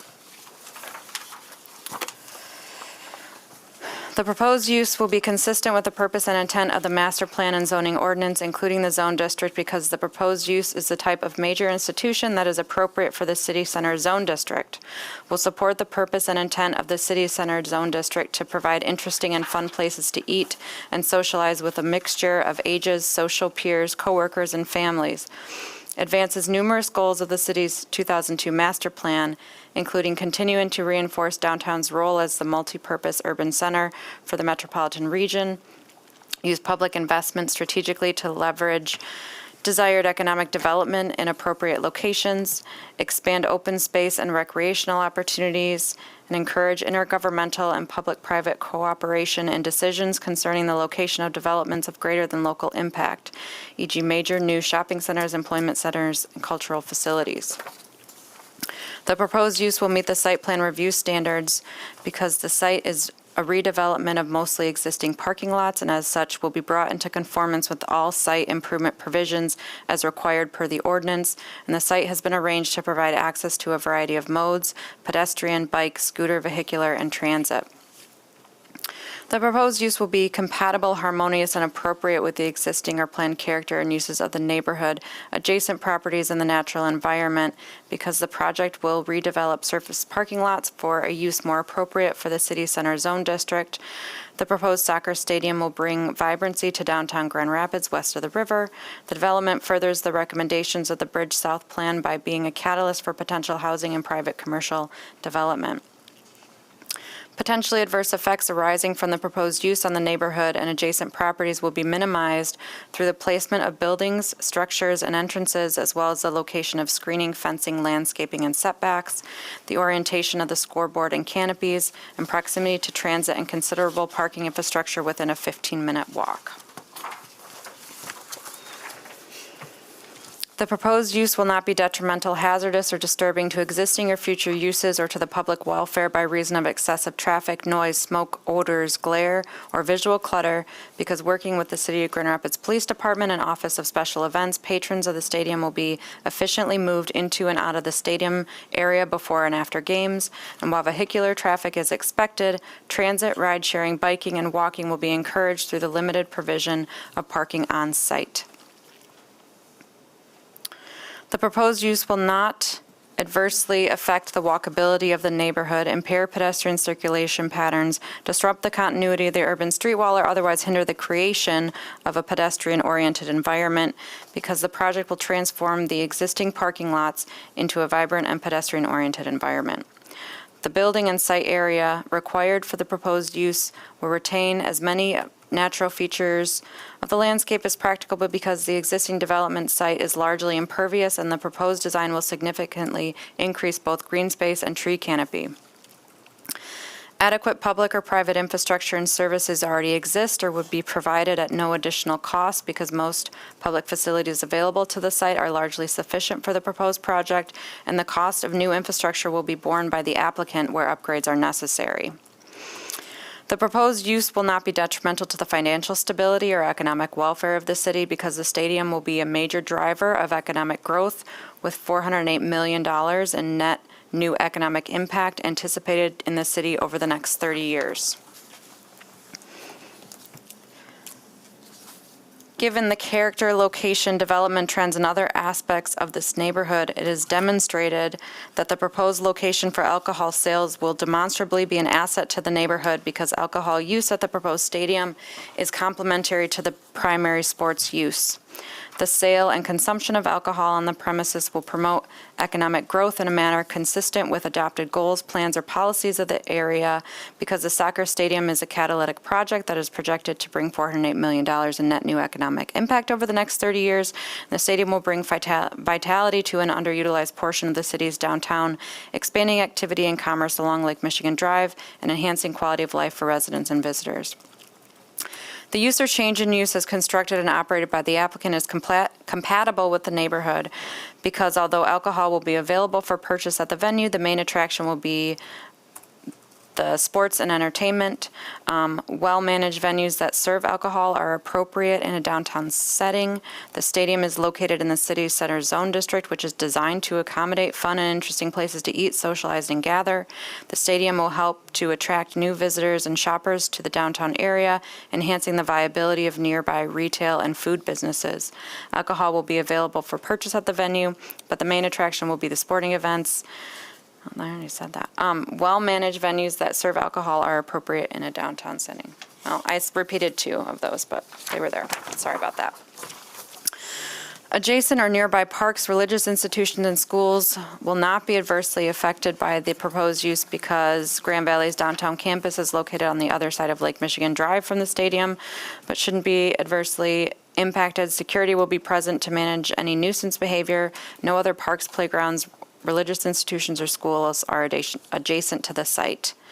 The use as proposed to be operated by the applicant will not have any or minimal negative secondary effects on the neighborhood because the stadium design employs crime prevention through environmental design SEPTED features to ensure the safety of all visitors as they enter, exit, and enjoy the stadium. Additionally, the stadium is located in a commercial area near to other bars and restaurants that are open to midnight or 2 a.m. The activity associated with a sports venue will not be out of place in the area and is suitable for the downtown of a city. A noise study was conducted that indicates baseline sound on the site and projected levels during a game. Existing levels range from 45 to 60 dBA. During a game, sound levels will range intermittently between 82 to 95 dBA on site. Sound on adjacent parcels will range from 40 to 57 dBA. US 131 bounds the property on one side and parking lot separates the proposed stadium from residential housing to the west, mitigating noise impacts. Be it further resolved that the following conditions of approval shall apply to this project. Standard conditions at A, approvals. 1, that the application and plans submitted by the applicant and signed, dated, and stamped by the planning director shall constitute the approved plans. Except if plan elements do not meet ordinance requirements and or as amended in this resolution. That the use shall operate according to the application and per testimony as recorded in the Planning Commission minutes. That this approval does not include any proposed signs and any future signs shall be subject to the requirements of Article 15 of the ordinance and permits received prior to installation. That a land use development services LEDS permit, building permit, and all other required permits be obtained from the City of Grand Rapids prior to construction, demolition, or operation. That any expansion of the approved special land use requires an additional special land use review and approval by the Planning Commission, and that the proposed use will comply with all other applicable city ordinances and policies and all state laws. That stadium events shall occur between 7 a.m. and midnight, subject to weather and schedule delays, with the stadium cleared of guests within an hour of the conclusion of events. The outdoor plaza events shall conclude by 11 p.m. And mobile food vending shall not include outdoor cooking due to the proximity of the street. For club, oh, I skipped those on purpose. I'm not saying those. Oh, and the noise control? It doesn't apply to this one. For club and restaurant with alcohol service, that the facility may operate Sunday through Thursday until midnight. Outdoor seating may operate until 10 p.m. Sunday through Thursday and 11 p.m. Friday and Saturday. For private rental of the restaurant, independent of public stadium events, a manager shall remain on site and the lessee shall not offer ticket sales to the general public or charge admission at the door. That the following shall be required prior to the issuance of a LUDS permit. That the applicant shall work with the Office of Special Events and the Police Department to ensure that all operational issues are addressed. B, that the public right-of-way within the development site shall be vacated.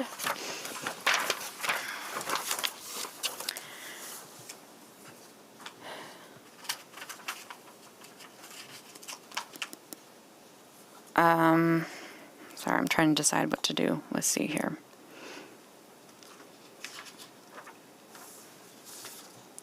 The MDOT approval of the stadium lighting and the scoreboard lighting shall be obtained. And that the applicant shall work with the city to implement any noise mitigation measures recommended by the city's sound consultant. And that the applicant, yeah, go. Sorry. Thank you. Yeah. Sorry. Yep. In lieu of 5A, which I think was going to address what you were about to say, that we would replace the 5A that you read that stated the applicant shall work with the Office of Special Events and the Police Department to ensure all operational issues are addressed, that would be supplemented with that a traffic management plan for events be developed in collaboration with the city's mobile GR department, GRPD, MDOT, and the CAA. Love it. Okay. Yes. Okay, and then. Yeah. Yes. Replacing. Yeah. Was my recommendation. You said supplement. You meant replace. Oh, I meant replace. I'm sorry. I said the wrong word. Replace. Yes. And then, yeah, I have something I wrote related to the building, but I would love your recommendation for a condition on the building materials. Okay. I had that the applicant work with the planning director to improve the project's pedestrian experience, including the need to provide additional facade variation along the winter facade, which may include the use of murals and additional transparency.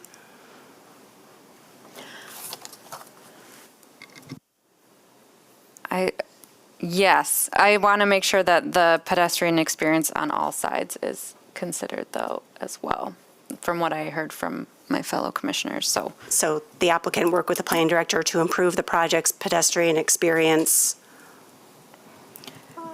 yeah, around the entire site and provide additional facade variation along the winter facade, which may include the use of murals and transparency.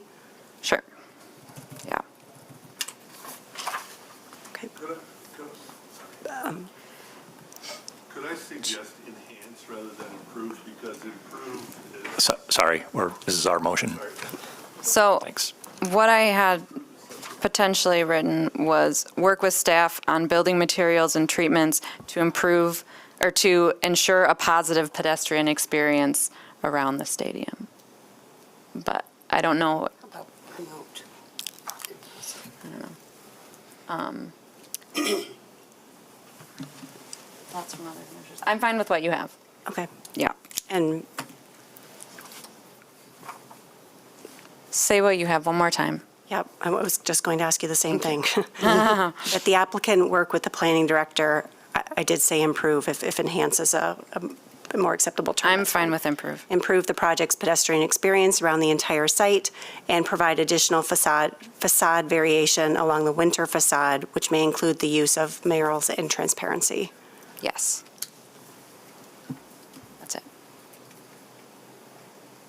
I also had a condition based on comments that were stated earlier, that Mobile GR and the Planning Department work with the Rapid to determine whether improved direct bus connections could be added to support transit connections to the stadium. Sure. Love it. And the standard condition set A, item 3, does that preclude Or does that not, how does that relate to the scoreboard? Sure. Yeah, that standard condition, I think we could read exterior signage. That was the intent. Building signage. Building signage, thank you. Building and/or exterior monument signs. Okay. I'm sorry. Sorry, Carol. I'll support if that's all. Okay, we have a motion and support. Any further discussion? All those in favor say aye. Aye. Any opposed, same sign. Motion passes. Thank you. Our next agenda item is any further Planning Commission discussion? Seeing none, we, as is our custom, will open up to public comment for anyone who would like to address the commission. You may come forward and use the microphone for 3 minutes.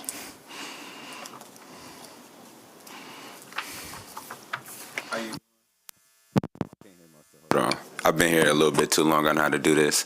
How you doing? I'm D. Jones. I just wanted to continue to express my positive energy around this, being able to bring something like this, a soccer stadium to the west side, which I grew up a lot on the west side of GR. I'm really excited to be able to bring this and bring some diversity.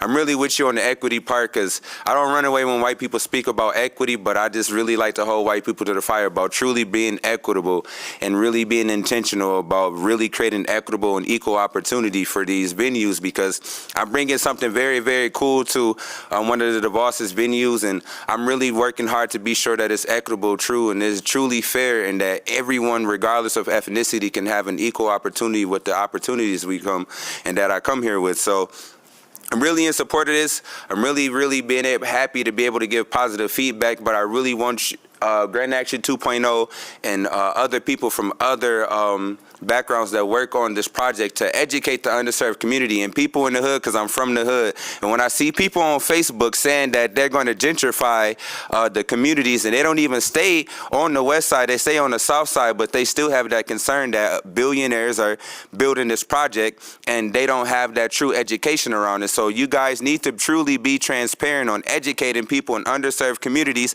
in the hood on this project, not gentrifying the community, but also, you know, people care about their property. I've seen people saying that their property values are going to go up because of this.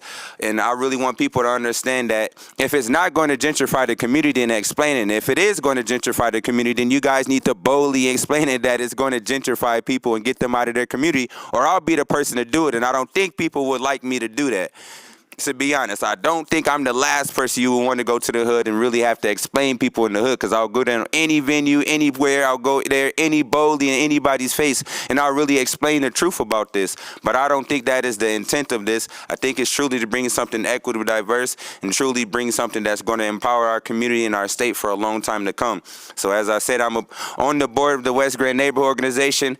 I'm one of those black people that will hold you guys to the fire in any board when it comes to equity and just being diverse and truly being inclusive and being truly diverse with this, because it's a lot of projects in different cities around the nation and black people don't really get that input. And I know that you guys probably aren't going to the, you know, the south side or the third ward where, you know, a lot of people, African Americans, predominantly our African American population, stay and educate them on this project, but they care about this project too, even they don't play soccer, because they understand economics and everybody understands cash. People love cash. I'm pretty sure everybody on this board loves cash. And when there's a lot of cash flowing, people usually pay attention to that. So I really want you guys to be intentional about being transparent. Thank you. Thank you. Anybody else? All right, we'll close the public comment and we are adjourned.